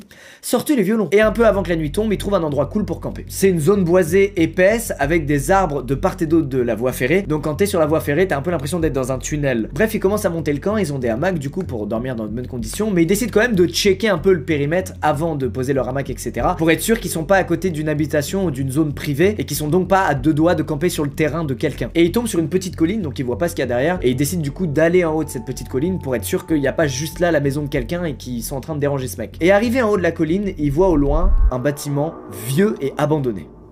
Ils voient personne, c'est calme, il y a aucun bruit, il y a aucune lumière. Mais étant bien éduqués, ils décident quand même de descendre du coup de l'autre côté de la colline pour se rapprocher du bâtiment et être sûr qu'il y a personne qui est là. Et petite surprise, c'est en fait une vieille église abandonnée. Ils la décrivent comme un bâtiment trapu, un truc affaissé, avec des planches de bois quasiment noires à cause de l'humidité, de la moisissure. Il y a de la mousse, il y a de la pourriture, bref, c'est clairement vieux et instable. Et ils voient qu'en fait dedans, il y a toujours tous les bancs bien en place et une sorte de petite estrade sur laquelle peut se placer quelqu'un qui parle aux potentiels gens qu'il y a sur les bancs. Bref, Stéphane et Joe, ça leur suffit, ils ont pas voulu non plus rentrer, checker tout en détail, ils retournent à leur campement. La nuit tombe et Joe et Stéphane entendent des bruits en provenance de l'église.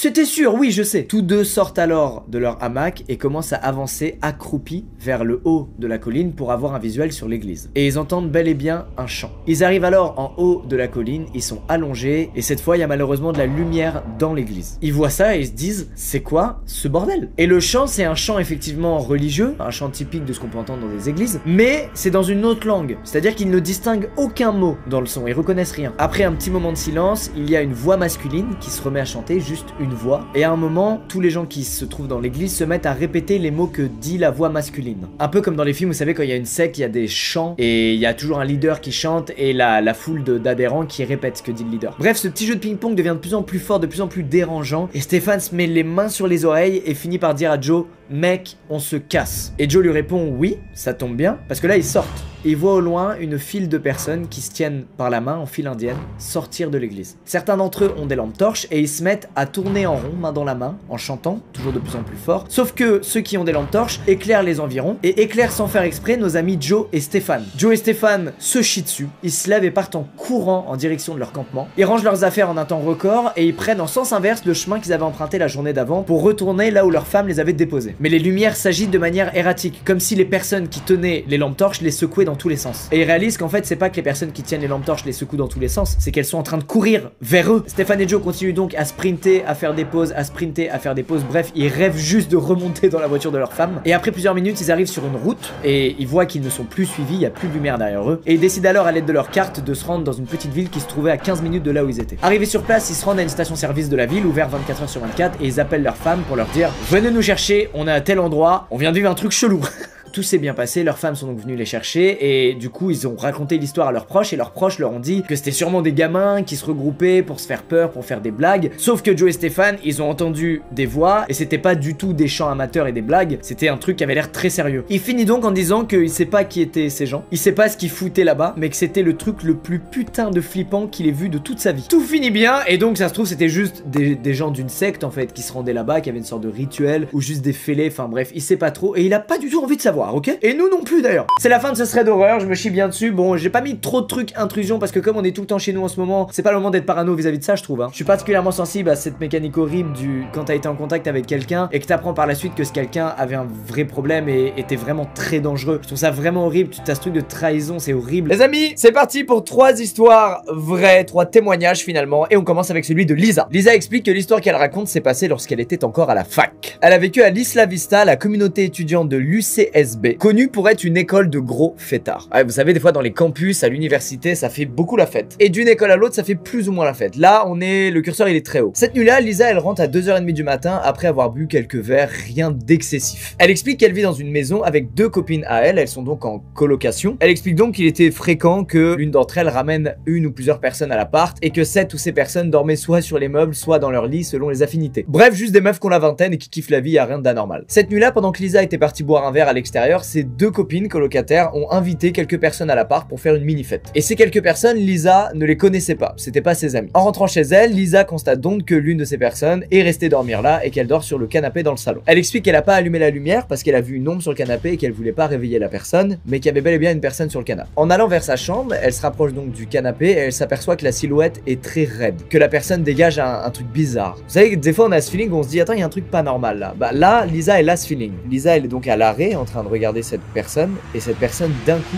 tourne la tête vers Lisa. Et truc un peu badant, cette personne regarde Lisa droit dans les yeux avec des yeux grands ouverts. Elle dormait pas du tout. Elle va penser que cette personne est probablement soit ivre, soit sous drogue. Bref, n'importe quoi qui puisse expliquer qu'une personne se retourne brusquement vers toi à 2h30 du mat avec des yeux grands ouverts. Elle rejoint sa chambre comme prévu et elle prend bien soin de verrouiller la porte de la chambre avant de se glisser dans son lit. Et là, elle s'endort. Tout va bien qui finit bien? Pas du tout. À 4h30, il y a un bruit étrange près de la porte de sa chambre qui la réveille. Un bruit qu'elle décrit comme le bruit que pourrait faire quelqu'un en tapotant des doigts contre une porte. Premier réflexe assez logique, Lisa elle reste dans son lit, elle bouge pas et elle fait aucun bruit. Bref, elle attend que ça passe, comme on le fait tous dans ces situations où il y a un truc très badant et on est dans le déni jusqu'au moment où on se rend compte que il va peut-être falloir agir parce qu'il y a un truc pas normal. Les minutes passent et le bruit devient de plus en plus fort, comme si la personne cette fois tapait contre la porte en bois avec les doigts de ses 2 mains. C'est pas une activité commune de taper avec ses doigts contre les portes. Donc là elle bade. En faisant le moins de bruit possible, elle prend son téléphone et elle envoie un message à sa coloc qui est de l'autre côté de l'appartement. Elle lui explique que son ami est en train de frapper contre sa porte avec ses doigts, que ça la fait bien bader et elle lui demande d'aller lui parler pour le calmer parce que ça l'empêche de dormir. Après plusieurs minutes d'attente, Lisa reçoit aucune réponse de sa pote tout simplement parce qu'elle dort. Elle est donc seule dans sa chambre et il y a un gars de l'autre côté de sa porte qu'elle ne connaît pas et qui est en train de gratter depuis de nombreuses minutes avec ses doigts contre le bois de la porte. Horrible situation. Lisa envoie donc un message à sa 2e colocataire et malheureusement pareil, pas de réponse probablement parce qu'elle dort aussi. Sauf que l'inconnu de l'autre côté de la porte, il va plus se contenter de gratter à la porte. Cette fois, il va attraper la poignée et il va la secouer dans tous les sens pour ouvrir la porte. Comme la situation s'aggrave et qu'elle a aucune réponse, Lisa elle décide, quitte à faire plus de bruit, tant pis, d'appeler l'une de ses 2 colocataires. Sa coloc cette fois décroche et Lisa lui dit ton pote il est fou, est-ce que tu peux faire quelque chose parce que là il est en train de gratter à ma porte et c'est vraiment chiant. Et après quelques secondes de silence, sa colocataire lui répond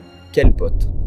Il n'y avait pas de gars qui dormait sur le canapé. Personne n'est resté dormir à la maison. L'adrénaline de Lisa monte en flèche. Et à ce moment-là, elle se rend compte aussi que ça fait plusieurs minutes que plus personne ne gratte à sa porte. Et donc elle se demande où est passé ce putain de type. Et quasiment au même moment, elle entend un bruit sourd suivi d'un hurlement de peur. Et à ce moment-là, Lisa décide d'appeler les flics parce que la situation dégénère. Elle explique la situation aux policiers et ils lui disent qu'ils envoient tout de suite 2 voitures. Tout l'appart se retrouve plongé dans le silence. Et c'est là que Lisa baisse les yeux et elle voit que le mec vient de glisser ses doigts entre le sol et le bas de la porte. Lisa, face aux doigts qui dépassent de sa porte, elle n'arrive plus à se contenir et elle hurle tout en reculant. Et elle explique d'ailleurs qu'elle s'en veut et que c'est son plus grand regret parce qu'en fait, elle avait juste à écraser les doigts du gars pour peut-être le faire fuir. Bref, malheureusement pour Lisa, le gars s'est barré juste avant que la police arrive. Les policiers l'ont pas retrouvé, ce gars. Et du coup, il s'était infiltré dans la maison en passant par la porte latérale en verre et en crochetant la serrure. Lisa explique que le pire dans l'histoire, c'est qu'elle a regardé ce mec droit dans les yeux en rentrant chez elle et que sur le moment elle a pas compris. Mais en fait s'il était tout raide et immobile comme ça, c'est pas parce qu'il dormait mais c'est parce qu'il essayait de se cacher dans le noir. Sauf que Lisa l'a clairement vu et c'est pour ça que le gars s'est retourné vers Lisa en mode est-ce que je suis foutu? Je vais devoir agir là? Ce n'est pas du tout un ami de ses colocataires qui dormait en fait. C'est juste un intrus qui se cachait. C'est pas pareil quand même. Voilà. Alors c'est marrant, ça me fait un peu penser à l'histoire qu'Alice avait racontée quand elle était venue dans la vidéo Thread Horror avec Guest, mais un peu remixé quoi. Il faut arrêter hein, les gens de s'infiltrer chez d'autres gens en pleine nuit là comme ça. Il faut arrêter ça. Bon. Il est temps de passer à la deuxième histoire qui d'ailleurs est liée au verrouillage de porte, oui. Laissez-moi vous raconter l'histoire de Francis. Alors Francis donc, il est obsédé par le verrouillage de porte. Vous savez, c'est ces fameux tocs où tu vérifies tout le temps que la porte est fermée et t'oublies très rarement de la fermer tellement t'es obsédé par ça. Il explique qu'il a d'ailleurs un petit rituel hein, depuis plusieurs années, c'est qu'avant de dormir, il vérifie que toutes les portes de la maison sont bien fermées à clé. 5 mois avant les faits, Francis emménage avec sa femme et ses 2 enfants dans une nouvelle maison. Il explique que c'est une maison qui est vraiment très excentrée, elle est très loin des grandes voies proches. Par conséquent, il n'y a jamais de piétons autour de chez lui puisque bah voilà c'est une route privée qui mène que à sa maison donc personne n'a rien à faire là. Détail important, il aime pas dormir dans le noir, Francis. Il laisse toujours une lumière allumée quelque part dans la maison qui fait un petit halo sous sa porte, ça le rassure. Tu vois, comme moi même ceux qui aiment la ruralité, ça se rassure d'une manière ou d'une autre. Bref, un mois après l'emménagement, Francis se retrouve enfermé à l'extérieur de chez lui parce qu'il est sorti, il a claqué la porte et il a oublié ses clés, classique shit qui nous est tous arrivé. Du coup il essaie de passer par la porte arrière de sa maison sauf que bah avec son putain de toc, il l'avait fermé à double tour malheureusement. Il a hésité à l'ouvrir au pied de biche, sauf que la porte étant dans un état nickel, ça lui faisait mal au cœur, donc il a préféré appeler le propriétaire et lui demander de venir ouvrir la porte avec le double des clés, quitte à devoir attendre plusieurs heures. Bref, un peu plus d'une semaine plus tard, c'est là qu'il commence à se passer des trucs bizarres chez Francis. Francis se réveille en pleine nuit parce qu'il a méga soif et il se dirige la tête dans le cul vers sa cuisine. En ouvrant la porte de sa chambre, il y a un détail qui le fait chier, c'est que toutes les lumières sont éteintes. Sauf que souvenez-vous, Francis, il laisse toujours une lumière allumée. Il va d'abord penser que c'est une panne de courant avant de se rendre compte qu'en fait il entend le ventilateur de sa chambre qui est juste derrière lui et que donc c'est pas une panne de courant. Francis fait un pas pour sortir de sa chambre, il se retrouve dans le couloir et là il a des frissons et il a le sentiment d'être observé. Et son instinct lui dit que cette personne se trouve sur sa gauche. Francis tourne la tête et il y a personne. En revanche, il voit les étoiles, là où il devrait juste y avoir de l'obscurité, tout simplement parce que la porte arrière de chez lui est grande ouverte. Francis, il a la conviction qu'il y a quelqu'un qui est au bout, près de la porte, caché dans l'ombre, qui attend qu'il soit assez près de la porte pour l'attraper et le fracasse. Il réalise alors qu'il est un peu responsable de la sécurité de sa famille, c'est l'homme de la maison quoi. Il prend alors son courage à deux mains et il marche en direction de la porte pour la fermer. Francis tend la main vers la poignée de la porte et après plusieurs tâtonnements provoqués par la panique, il réussit à choper la poignée et à claquer la porte. Le lendemain, Francis demande donc à ses enfants et à sa femme si c'est eux qui ont ouvert la porte. Évidemment, ils lui disent que non et il leur demande aussi si quelqu'un a éteint la lumière dans la nuit et évidemment, ils lui répondent que non. Pendant 3 semaines, Francis va vérifier régulièrement le verrou de la porte arrière et il est toujours bien enclenché, il n'y a rien d'anormal qui se passe. Jusqu'à une nouvelle nuit où Francis se réveille d'un énorme cauchemar, puis il va dans sa cuisine pour boire quelque chose et là une nouvelle fois il est frappé par le même sentiment que 3 semaines avant, il a l'impression que quelqu'un le regarde. Ses yeux se dirigent naturellement vers la porte arrière de la maison et mauvaise surprise, elle est grande ouverte.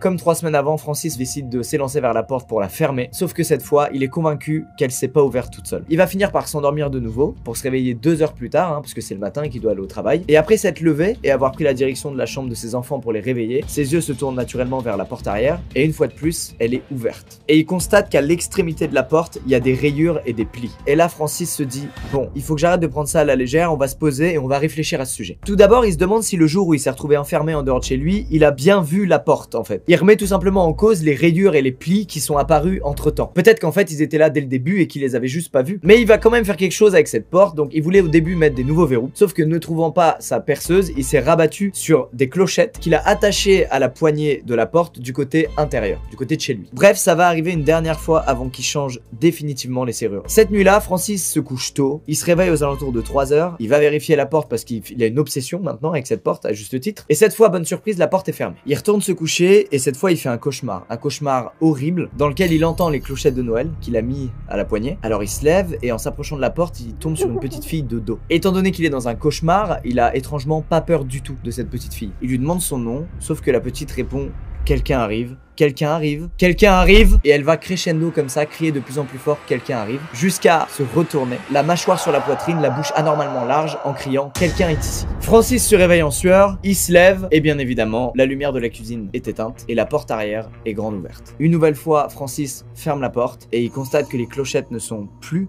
sur la poignée. Il s'aperçoit qu'elles sont posées sur un meuble dans le couloir. Ce matin-là, il va poser des questions à ses 2 enfants et à sa femme, sans trop en dire pour pas les effrayer de ce qui se passe. Il va juste leur demander s'ils ont entendu quoi que ce soit d'anormal cette nuit. Son fils de 13 ans lui dit que non, rien, mais que si à 2h30, il s'est levé pour aller aux toilettes et il a vu que la porte arrière était grande ouverte. Et il est donc allé la fermer. Francis lui demande alors si les clochettes étaient sur la poignée ou pas, et son fils lui dit qu'il est quasi sûr que oui. Et cette fois, enfin, Francis est parti dans un magasin pour acheter une perceuse, ainsi qu'une nouvelle serrure, et il a passé l'après-midi du coup à bricoler sa porte et à changer la serrure, et rajouter même des verrous. Au moment où il nous raconte cette histoire, il explique que malgré ça, quelques jours avant de la raconter, il a remarqué des nouvelles rayures et des nouveaux plis sur sa porte, sauf que cette fois les verrous n'ont pas cédé, donc elle s'est pas ouverte. Ce qui est ouf dans cette histoire, c'est que c'est évident qu'il est en danger, c'est évident qu'il y a quelqu'un qui est pas très bien intentionné, mais comme il n'y a pas de répercussions graves, personne s'est fait agresser, rien n'a été volé, il y a aucune trace d'intrusion que dalle, Francis, il va attendre tellement longtemps avant d'agir, je trouve ça dingue. En fait, je trouve ça hyper intéressant comme certaines fois les gens sont dans la non-réaction et sont totalement dans le déni de la gravité de la situation. Dès qu'il a vu les traces de rayures, fallait changer la porte, voire même déménager directement. Je trouve ça fou. Tout ça nous amène à la 3e histoire, celle de Gabriel. Gabriel qui fait une activité que j'aurais jamais le courage de faire, aka le trail. Vous savez, il y a des parcours énormes et les gens vont faire ces parcours, marcher des distances assez énormes en auto-survie. Donc c'est-à-dire ils y vont avec leur tente, avec leur bouilloire, ils prévoient assez d'eau et de vivres pour pouvoir finir le parcours et ça dure plusieurs jours. Bref, Gabriel il part avec sa copine et il essaie de faire le sud du sentier de Virginie. C'est un sentier qui fait environ 260 km de long et qui traverse les forêts nationales de George Washington et Jefferson. Il explique que la partie sud de ce sentier est la moins fréquentée et la plus reculée. Exactement ce qu'il recherche avec sa copine. En gros, ils vont là-bas parce qu'ils veulent pas croiser d'autres gens. Ils ont vraiment envie d'avoir la sensation d'être seuls. Vous êtes des ouf, hein, et encore quand même Francis là, faut arrêter. Hein. Bref, on est début octobre, ils se rendent là-bas, ils sont contents, l'air est assez doux, on a le changement de couleur des feuilles parce qu'il y a le changement de saison, le temps est parfait, il y a des paysages magnifiques, tout se passe merveilleusement bien. Sauf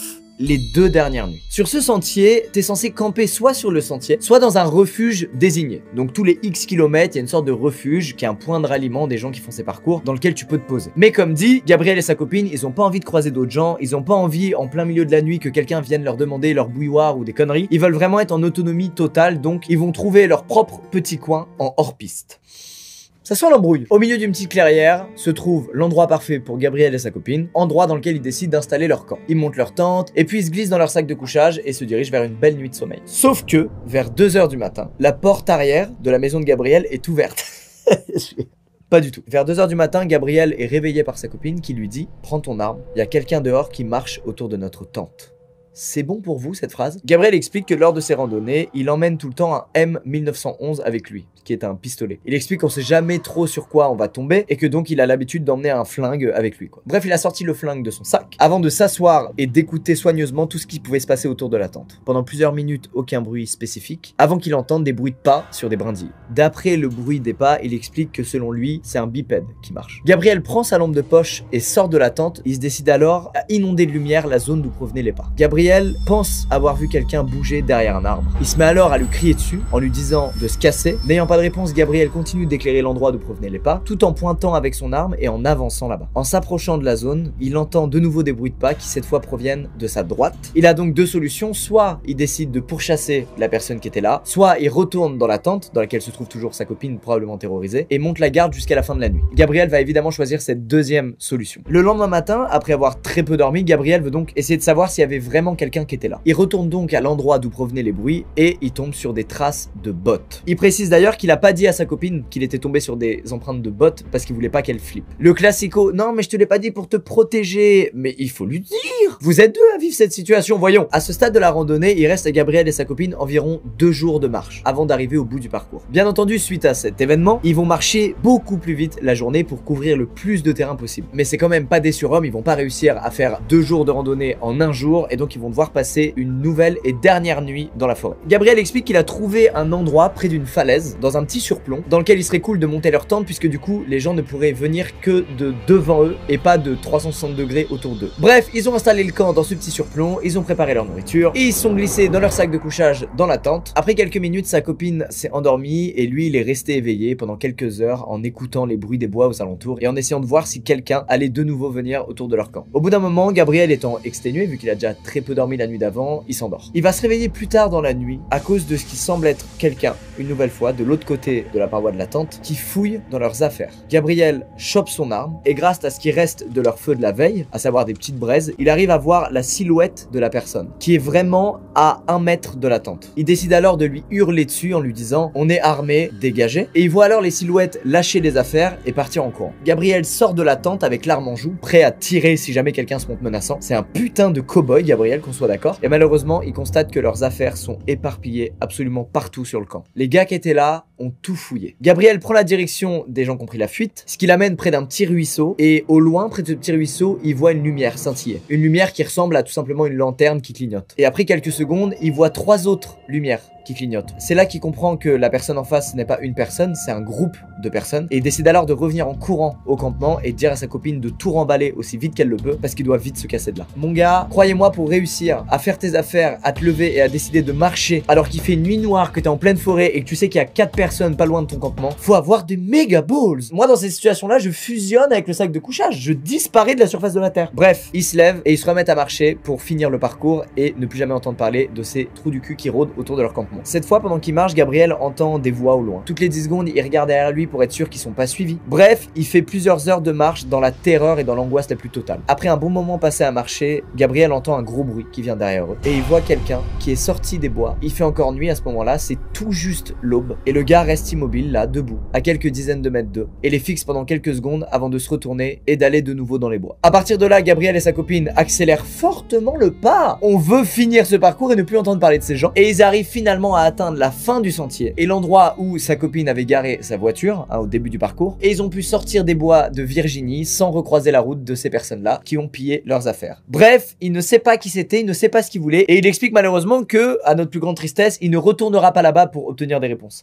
Plus jamais il y va. Quelques années avant de raconter son histoire, Elliot explique qu'il vivait au nord de la Californie. Il habitait dans un quartier qui était à proximité d'une banlieue, donc c'était pas en milieu hyper rural, mais c'était pas non plus en milieu hyper urbain. Voilà, il explique que c'était un entre-deux assez cool. Il précise que la zone dans laquelle il habitait n'avait pas de lampadaire et que donc il faisait très sombre la nuit. Venons-en au fait. Un soir, Elliot rentre du travail. C'est l'hiver, la nuit est nuageuse, et en arrivant devant chez lui en voiture, il voit donc uniquement ce que les phares de la voiture éclairent et ce que la lumière du Porsche éclaire. Ce soir-là, en sortant de sa voiture, Elliot sent une odeur de cigarette. Il trouve ça étrange parce qu'il a jamais senti ça autour de sa maison. Il jette donc un petit coup d'œil à droite à gauche, sauf que il voit personne, il cherche pas plus que ça. Sentir des odeurs de cigarette, c'est un truc assez fréquent, même si là, effectivement, c'était un petit indice de ce qui allait suivre. Elliot explique qu'il venait de sortir d'une énorme journée de boulot et que du coup il était claqué, et que par conséquent ce soir-là, même s'il était à peine 19h passées, il a décidé d'aller prendre une douche et de se coucher. Un peu plus tard après s'être couché, Elliot se réveille et il est persuadé d'avoir entendu un bruit à l'intérieur de la maison. Il explique que ça l'a pas du tout inquiété parce que Elliot a en fait un ami qui passe régulièrement chez lui pour se doucher avant de rejoindre des cours qu'il prend le soir. Il y a quand même un truc qui met Elliot un peu sur ses gardes, c'est qu'habituellement son ami le prévient quand il passe chez lui. Il lui envoie un message. Et après plusieurs secondes de silence total, il entend quelqu'un au rez-de-chaussée qui se met à courir en direction de l'étage. Elliot comprend que la personne dans la maison n'est pas son ami. Il sort de son lit en une seconde et il court vers son placard. Il explique qu'au moment où il a ouvert la porte du placard pour se cacher à l'intérieur avant de la refermer, l'intrus se trouvait déjà en haut des marches à l'étage. Elliot est donc caché dans son placard et il entend l'intrus se diriger vers la salle de bain. Il explique que c'était probablement parce que c'était la seule des 3 portes qui était entrouverte et que donc le gars a dû penser qu'Elliot s'était caché dans la salle de bain, genre derrière le rideau de douche ou une connerie comme ça. Elliot est toujours dans le placard de sa chambre et il comprend qu'il a un tout petit peu de temps pour éventuellement changer de cachette et il en profite donc pour ouvrir l'accès au grenier qui se trouve dans le plafond de son placard. Heureusement que l'accès était là parce que si l'accès était en dehors du placard, il aurait probablement fait du bruit en sortant du placard. Il explique que la porte de sa chambre s'est ouverte au moment où il venait de rentrer ses pieds à l'intérieur du grenier. L'intrus est alors dans la chambre d'Elliot en train de le chercher. Après quelques dizaines de secondes, il va même ouvrir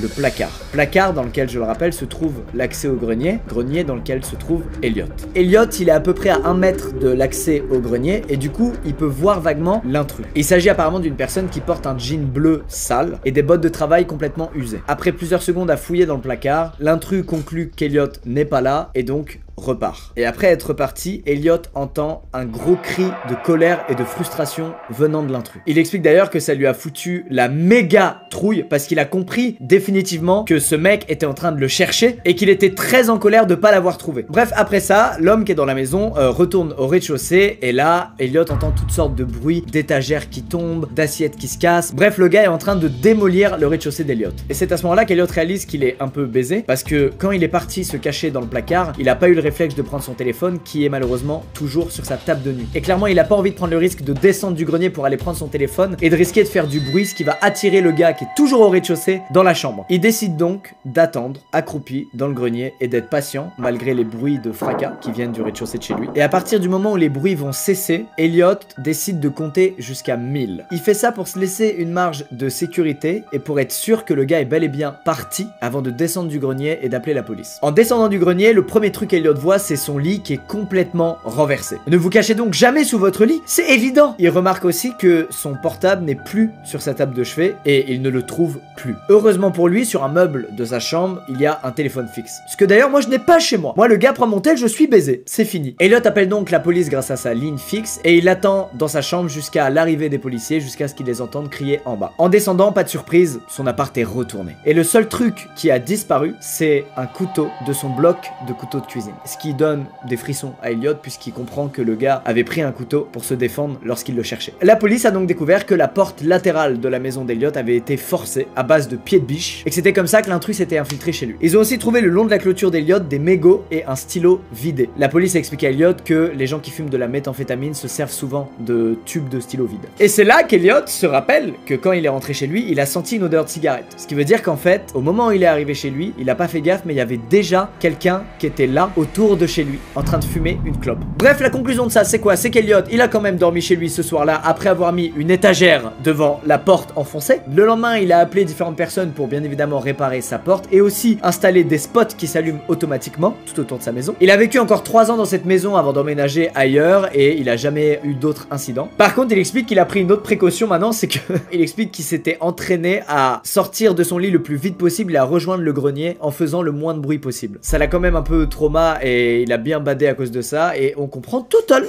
Elliot, on espère ne jamais avoir affaire au gars qui est venu chez toi. Voilà. Laissez-moi maintenant vous raconter l'histoire de Margot qui s'est passée à son université. Elle est dans une université assez petite d'à peu près 500 personnes. Elle est en 2e année et tout se passe bien. Dans sa classe se trouve un garçon un peu particulier qui s'appelle Marc. Elle le connaît pas plus que ça, mais il y a un cours dans sa journée où elle est assise à côté de lui. Bref, ce gars socialement est pas très à l'aise et elle s'en fiche, ça la regarde pas. Tout ce qu'elle sait de lui, c'est qu'apparemment il a eu une enfance un peu compliquée. Pendant un de ses cours de fin d'après-midi, il y a l'agent des ressources humaines de l'école qui vient toquer à la porte de la classe. Le CPE dit au professeur: j'ai besoin que Margot me rejoigne immédiatement dans mon bureau. Tous ceux à qui c'est arrivé, vous savez, c'est l'un des plus gros coups de pression que tu peux te prendre dans ta vie. C'est le CPE qui vient te chercher en cours directement. Ça m'est arrivé, j'ai pas fait le malin. Margot, elle a rien à se reprocher, elle se doute pas du tout de ce qui va lui être reproché et elle se dit bon bah c'est sûrement un test de dépistage de drogue qui était un truc très fréquent dans son établissement où apparemment des fois ça venait toquer à la classe et ça a appelé 3 élèves au pif pour faire des tests de dépistage. Incroyable. Bref, le CPE amène Margot et son ami dans une salle de conférence dans laquelle se trouvent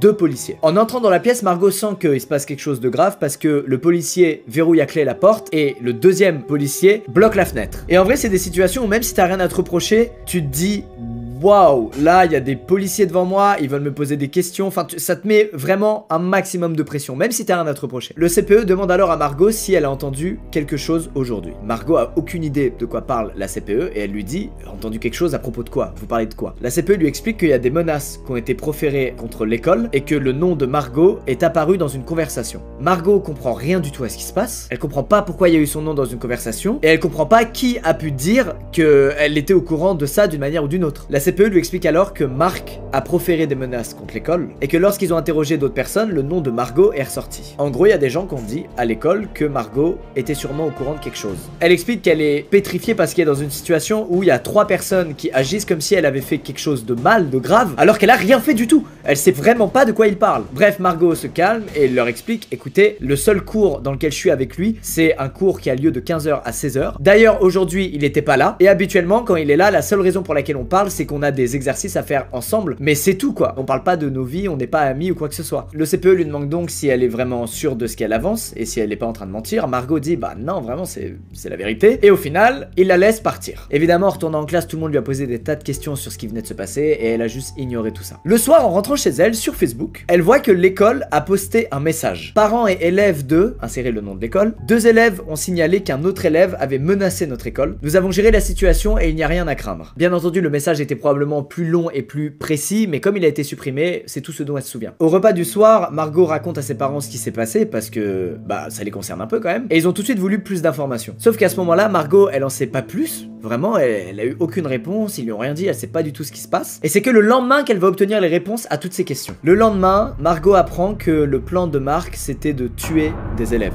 En fait, lors de la première heure de cours de la journée, Marc était là. Il a montré à ses camarades de classe une liste de noms d'élèves en disant qu'il voulait les tuer. Et sur cette liste, le 3e nom, c'était celui de Margot. Ses autres élèves ayant rapporté l'incident à leur professeur, qui l'a rapporté à la police, Marc a été arrêté lors de la 4e heure de cours de la journée. Et son plan devait se dérouler pendant la 5e heure de cours de la journée, qui est l'heure de cours pendant laquelle Margot est assise à côté de Marc. Heureusement, les élèves en ont parlé, puisque la police, en fouillant le casier de Marc, est tombée sur une arme à feu. Ce qui veut dire que c'était pas une blague ou un truc pour attirer de l'attention autour de lui, c'était réel, c'était sérieux. Bref, 2 semaines plus tard, Margot est toujours pas bien parce que je vous rappelle que son nom était sur cette liste et qu'elle a jamais eu un comportement déplacé avec Marc. Bref, elle a jamais rien fait qui puisse justifier le fait que Marc en ait après elle. Et elle va au supermarché avec son père en rentrant dans le magasin pour acheter le repas du soir. Margot se décompose puisqu'elle tombe face à face avec Marc. Margot et son père sont en panique, non seulement parce que Marc est en totale liberté malgré ce qu'il s'apprêtait à faire, et qu'en plus il sait où Margot habite puisqu'il est dans le supermarché qui est à côté de chez elle. Bref, Margot et son père sont donc repartis illico du supermarché et sont rentrés chez eux. Et ils ont bien entendu contacté l'école en leur disant « Mais attendez, le Marc là, il est encore dans les parages en fait, qu'est-ce qui se passe ?» Et en fait, malheureusement pour eux, l'école a agi comme si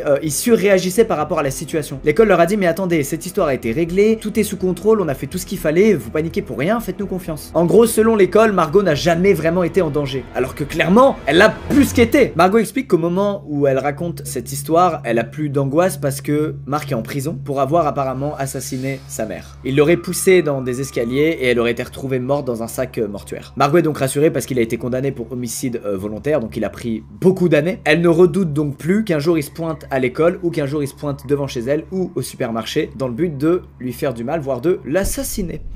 Voilà, c'est très gai cette histoire. C'est profondément triste et en France, on a de la chance parce qu'il y a tout un truc de régulation sur les armes à feu et c'est vraiment tant mieux. Aux US, c'est pas le cas, c'est pas en libre accès non plus, mais c'est beaucoup plus facile de se procurer une arme et du coup, il y a eu beaucoup de tueries dans des écoles, des élèves qui en peuvent plus et qui décident de tuer d'autres élèves. Bref, c'est hyper triste et c'est un truc qui a failli arriver à Margot. Elle est passée vraiment pas loin, ça s'est joué à 1 heure près et en plus, le gars qui allait passer à l'acte lui en voulait personnellement sans qu'elle n'ait jamais compris pourquoi.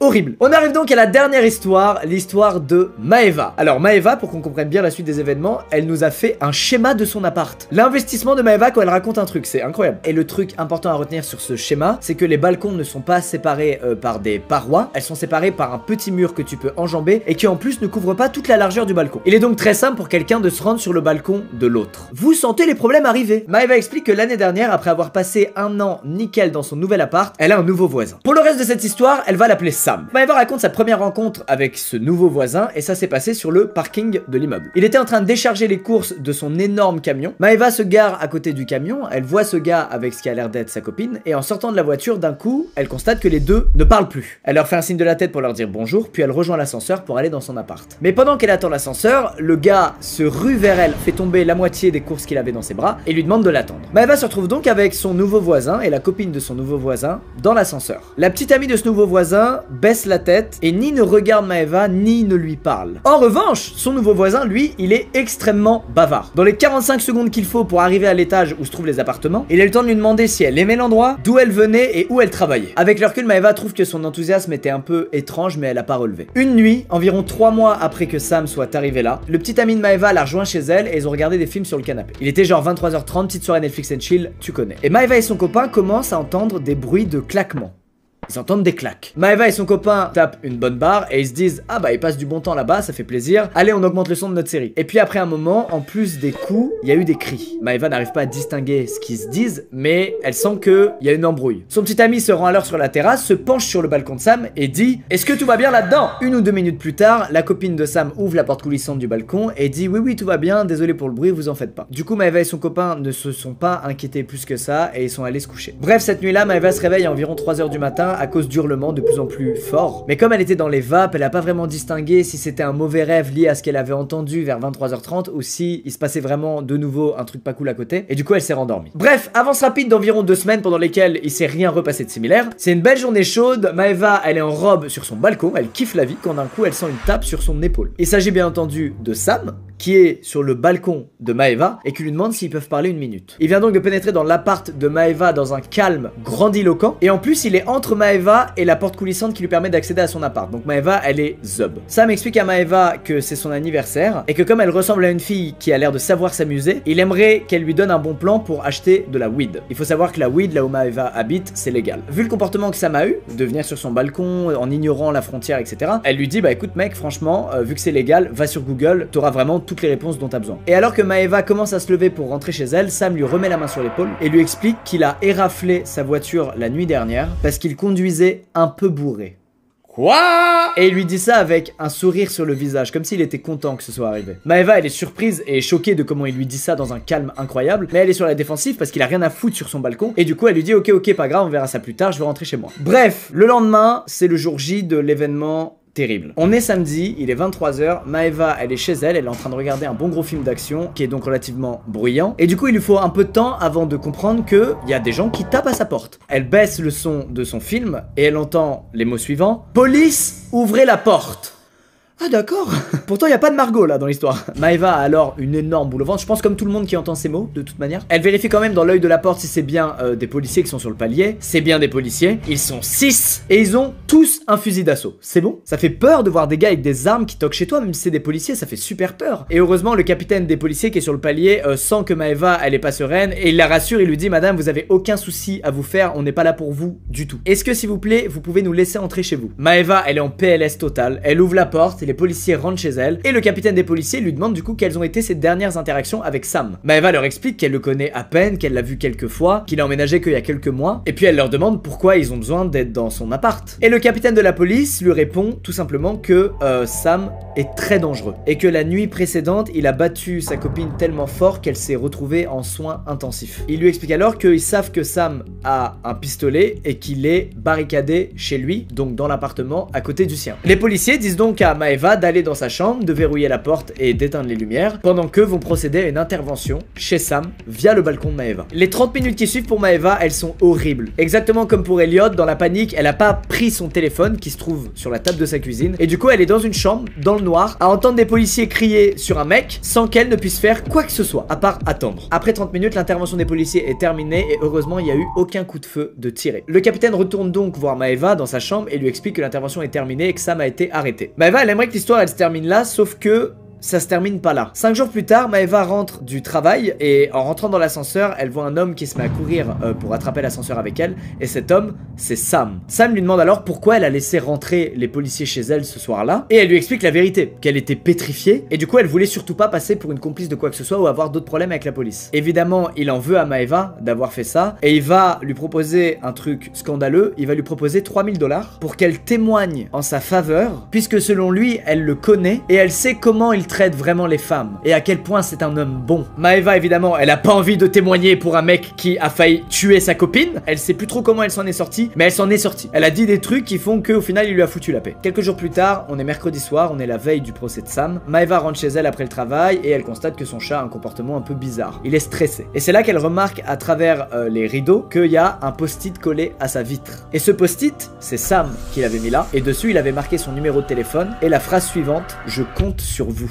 Quel genre de perverté, toi? Quel genre de perverté? Bien évidemment, Maeva ne s'est pas rendue au procès. Elle a pris une photo du post-it, elle a verrouillé toutes ses portes à clés avant de se rendre chez sa mère et d'y passer les 5 jours suivants. Elle explique qu'elle a plus jamais revu Sam et qu'il a donc très probablement perdu son procès. Et quelques semaines plus tard, elle a même vu une femme dans l'appartement de Sam qui nettoyait, et c'était en fait probablement la propriétaire qui remettait à neuf l'appart avant de le relouer à d'autres personnes. Voilà l'histoire de Maeva, et elle est assez touchante parce que je sais que pendant le confinement, il y a eu pas mal d'histoires comme ça en fait. Du coup, comme tout le monde est chez soi, il y a eu beaucoup de gens qui ont entendu des trucs pas nets dans l'appart d'à côté, etc. Franchement, c'est difficile de savoir ce que tu fais dans une situation comme ça où t'entends des bruits dans l'appart d'à côté. En fait, ça peut te sembler irréel, mais non, ça arrive, et ça arrive beaucoup plus qu'on ne le pense. Elle explique que son histoire a lieu, comme celle d'après d'ailleurs, à une époque où il n'y a pas encore de téléphone portable et internet. Et mine de rien, internet et les téléphones portables, c'est bien cool pour quand il t'arrive une galère, pour quand tu tombes sur quelqu'un qui te veut du mal. Bref, à l'époque, Michelle, c'est une jeune maman qui a la trentaine et elle emmène ses enfants chez le pédiatre. Elle met donc 2 de ses 3 enfants dans la voiture et elle fait 1 heure de route pour aller chez son pédiatre. C'était un cabinet assez nouveau, en gros, il venait de construire un bâtiment sur un nouvel embranchement de route, donc c'était un endroit assez isolé.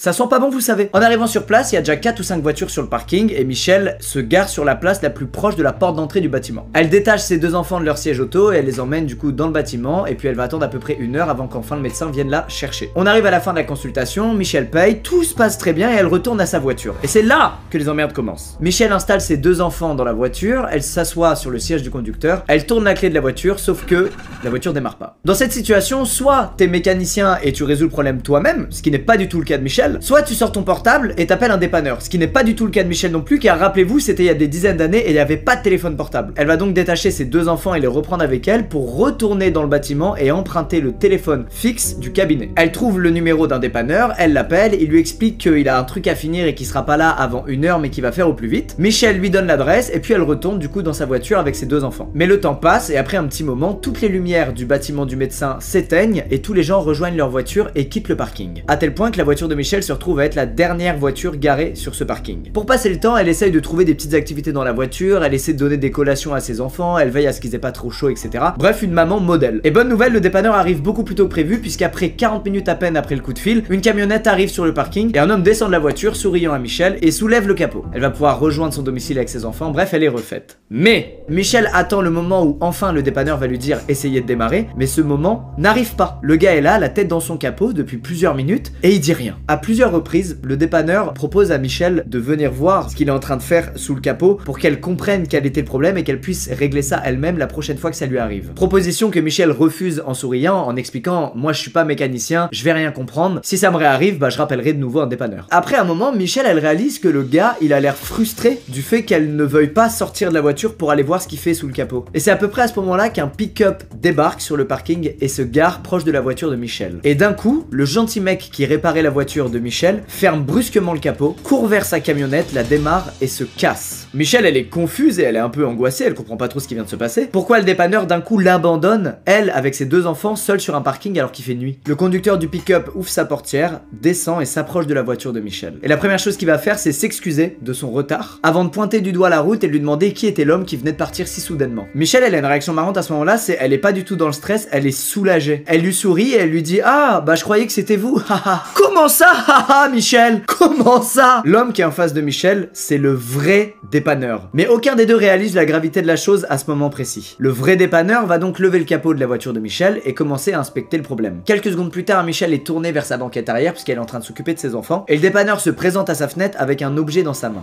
une sorte de gros poignard. Elle lui demande donc mais pourquoi vous montrez ça, vous sortez ça d'où? Et le vrai dépanneur lui dit qu'il vient de trouver ça sous son capot. Les deux vont alors devenir un peu pâles et réaliser que cet objet n'était pas dans le bloc moteur avant que l'homme qui est venu quelques minutes plus tôt fasse semblant de réparer la voiture de Michelle. Il lui dit alors madame, je sais pas ce qui allait arriver ici, mais en tout cas je suis content d'être arrivé à temps avant que ça arrive. Puis le dépanneur retourne dans son pick-up pour le démarrer et fait signe à Michelle de démarrer aussi son véhicule. Et bingo, la voiture démarre. Michelle va alors payer la facture du dépanneur et sous les conseils de ce dernier, elle va une fois rentrée chez elle appeler la police pour leur expliquer ce qui vient de se passer. La police va prendre soin d'écouter ce qu'elle a à leur dire et il lui explique qu'elle a eu beaucoup de chance, même si elle leur a proposé de leur ramener l'objet, il lui explique écoutez ce sera classé sans suite, donc prenez soin de vous, soyez vigilante et puis courage. Et en vrai effectivement il pouvait pas faire grand chose, mais donc Michelle a failli clairement se faire buter par un gars qui a prétendu être son dépanneur alors qu'il l'était pas. Et surtout, comment ce gars est arrivé au bon moment au bon endroit, c'est dingue. Bref, faites attention au dépanneur.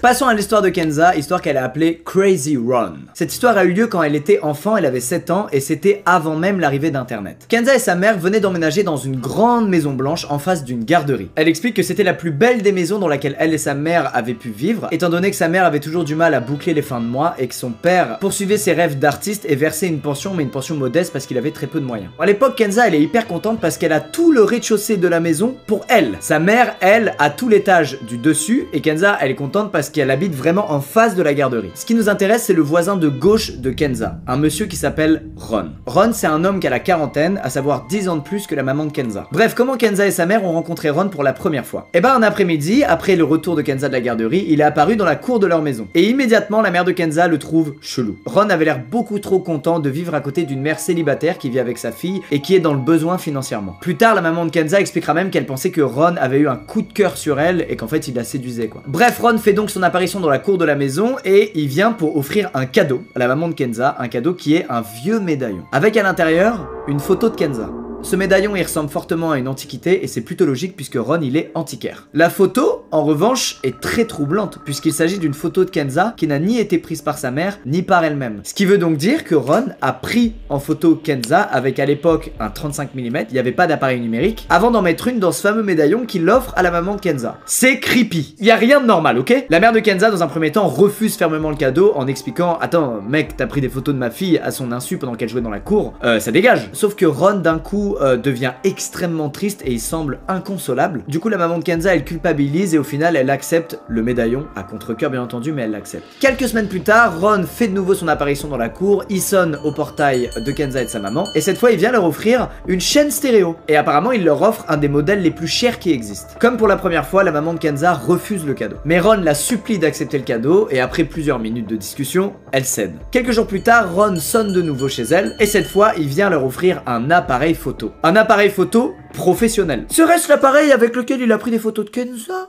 Cette fois-ci, la maman de Kenza en a marre, elle remet les pendules à l'heure et elle lui dit écoute, ton appareil photo professionnel, j'en veux pas et maintenant c'est ciao. À partir de là, Ron n'est plus jamais allé sonner chez elle pour leur offrir des cadeaux. Le message de la maman de Kenza est donc passé. Mais par conséquent, la maman de Kenza, elle a un mauvais feeling. Elle sait pas de quoi est capable Ron et elle sait pas ce qu'il va faire pour combler le fait qu'il peut plus venir lui offrir des cadeaux. Du coup, elle est vachement sur ses gardes à chaque fois qu'elle rentre du travail et elle interdit à Kenza d'aller jouer dans la cour. Le temps passe et les parents de Kenza établissent un calendrier de visite puisqu'elle vit avec sa mère et désormais tous les samedis soirs elle va aller chez son père pour le voir et passer un moment avec lui. Le premier samedi soir se passe super bien jusqu'au lendemain quand son père la ramène chez sa mère et qu'il apprend que dans la nuit quelqu'un est rentré par effraction dans la maison de Kenza et sa maman. Et effectivement dans la nuit du samedi au dimanche la maman de Kenza est donc seule dans la maison à l'étage et elle entend quelqu'un rentrer au rez-de-chaussée et fouiller. Par réflexe elle a fermé à clé la porte qui permet d'accéder à l'étage et elle a attendu que l'intrus parte. Heureusement Kenza n'était pas là à ce moment-là parce que sinon elle serait tombée nez à nez avec cet intrus. Et elle a en plus pour habitude le samedi soir de profiter pleinement du système son que Ron leur a offert et de mettre la musique forte au rez-de-chaussée puisqu'il n'y a pas école le lendemain. Bref, nos trois amis sont donc allés voir la police et ils ont conseillé à la maman de Kenza d'acheter un chien et un fusil de chasse. C'est une autre époque hein. Kenza a donc parlé de l'incident avec son père et elle en est venue à lui parler de Ron. Et le père de Kenza c'est un gars qui a fait 15 ans de boxe, il a pas du tout peur des autres et il va suivre cette histoire de très près. Un certain temps s'écoule, environ 2 semaines, et Kenza remarque que quand elle va à l'école, Ron passe souvent l'après-midi près de la cour. Mais un jour, Ron s'arrête devant la clôture de la cour de la garderie, il propose à Kenza qu'ils aillent acheter une glace ensemble. Et heureusement, Kenza, même à cette époque, elle a été mise en garde à multiples reprises, et par ses parents, et par l'école, des signes qui montrent qu'un adulte ne te veut pas du bien, le coup du « allez viens, on va acheter une glace », bref, toutes ces phrases bateau, elle les connaît, on lui a expliqué, et du coup, à ce moment-là, face à Ron, elle a un déclic, et elle comprend que Ron n'est pas juste un inconnu un peu sympa et bizarre, elle comprend qu'il a des idées derrière la tête. D'un coup, elle est très mal à l'aise, et elle s'éloigne de la clôture en disant à Ron « désolé, je dois partir », et elle s'en va. La récréation se termine, Kenza retourne en cours, et environ 1 heure après, elle est appelée à se rendre dans le bureau du directeur de l'école. Ce qui a bien sûr pour effet de la terrifier. Elle y est jamais allée avant, elle sait pas ce qu'elle a fait de mal, donc elle se met à stresser, et en arrivant dans le bureau du directeur, elle voit que son père et sa mère sont là. Kenza comprend que si sa mère et son père ont dû rentrer du travail pour aller à l'école dans le bureau du directeur, c'est qu'il se passe quelque chose. Et ce qui s'est passé, c'est assez simple. Ron est allé dans le bureau du directeur, déclarant qu'il était le père de Kenza, et qu'il venait venaient la chercher parce qu'ils allaient déménager dans un autre état.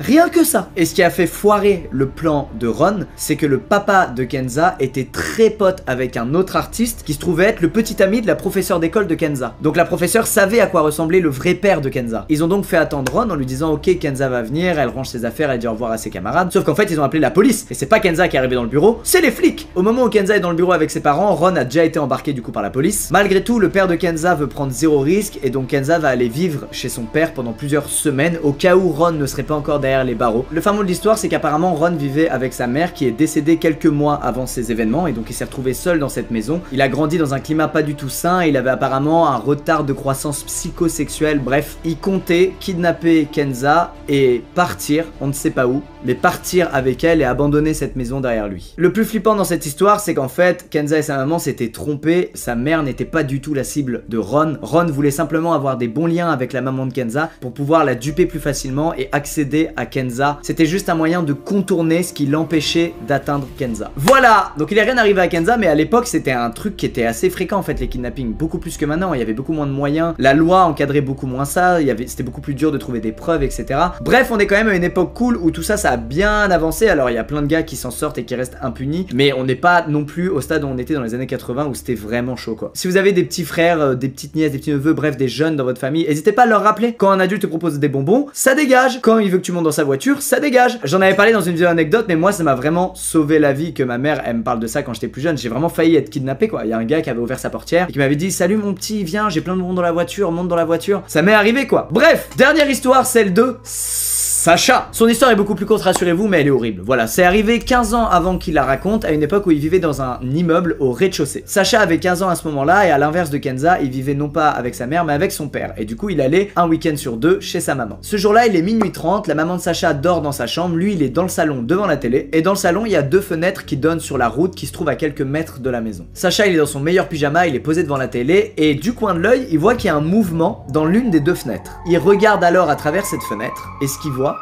c'est tout simplement le visage d'un mec collé à la fenêtre qui le fixe avec un grand sourire. Sacha est paralysé de peur. Pendant 20 secondes, il ne bouge pas. Il se regarde dans les yeux avec ce mec qui est là, juste de l'autre côté de sa fenêtre du salon. Et d'un coup, il part en courant du canapé direction la chambre de sa mère pour l'avertir qu'il y a un homme de l'autre côté de la maison qui le regarde. Au moment où sa maman comprend ce que Sacha essaie de lui dire dans la panique, ils entendent tous les deux quelqu'un essayer d'ouvrir la porte d'entrée. Tous deux restent alors immobiles, pétrifiés de peur, sous les bruits de cette porte que quelqu'un essaie désespérément d'ouvrir. Et après plusieurs secondes, ça s'arrête. Sacha et sa mère se regardent dans les yeux, et d'un coup sa mère comprend quelque chose, et elle dit à Sacha, la porte de derrière. La porte de derrière était tout le temps ouverte et du coup la maman de Sacha part en courant vers cette porte pour la fermer à double tour. Elle retourne ensuite dans sa chambre récupérer une batte de baseball qu'elle a mis sous son lit en cas de danger comme là. Puis elle rejoint Sacha, elle lui ordonne d'appeler immédiatement la police et elle se met face à la porte arrière, la batte de baseball en l'air. Sacha explique à la police au téléphone en chuchotant que quelqu'un essaie de rentrer chez lui. Il donne à la police son adresse et puis il rejoint sa maman face à la porte. Après quelques secondes, une ombre s'approche de la porte et quelqu'un essaie de l'ouvrir en appuyant frénétiquement sur la poignée. Cette personne va même donner des coups de pied dans la porte et hurler de rage. C'est à ce moment-là que la mère de Sacha décide de lui mettre un coup de pression en lui expliquant qu'elle a une batte de baseball et que si ce gars ose rentrer chez elle, elle va le frapper à mort. Immédiatement, la personne de l'autre côté de la porte va arrêter de la ruer de coups. Il va ensuite se retourner et s'enfuir et Sacha et sa mère vont rester face à la porte pendant 20 bonnes minutes, toujours la batte de baseball en l'air, le temps que la police arrive. En arrivant sur les lieux, la police constate qu'effectivement, les fleurs qui entourent la maison ont été piétinées. Ils vont demander à Sacha, qui est la seule personne à avoir vu le visage de l'homme, de le leur décrire pour qu'il puisse établir peut-être un portrait robot et entamer des recherches, mais malheureusement leurs recherches vont rien donner et Sacha et la police et la maman de Sacha n'ont plus jamais entendu parler de ce mec. Un an plus tard, sa mère a emménagé ailleurs par peur que ce gars revienne et Sacha lui vit carrément dans un autre pays avec sa femme. Alors c'est pas lié à cet incident, hein, c'est juste les aléas de la vie, mais voilà, ça les a bien marqués et c'est ça en fait qui est ouf avec ces histoires là, c'est que même si la personne s'en sort et qu'il ne lui arrive rien, elle développe des réflexes et des peurs qu'elle n'avait pas avant et souvent ça lui pourrit la vie et ça les amène à emménager ailleurs en fait.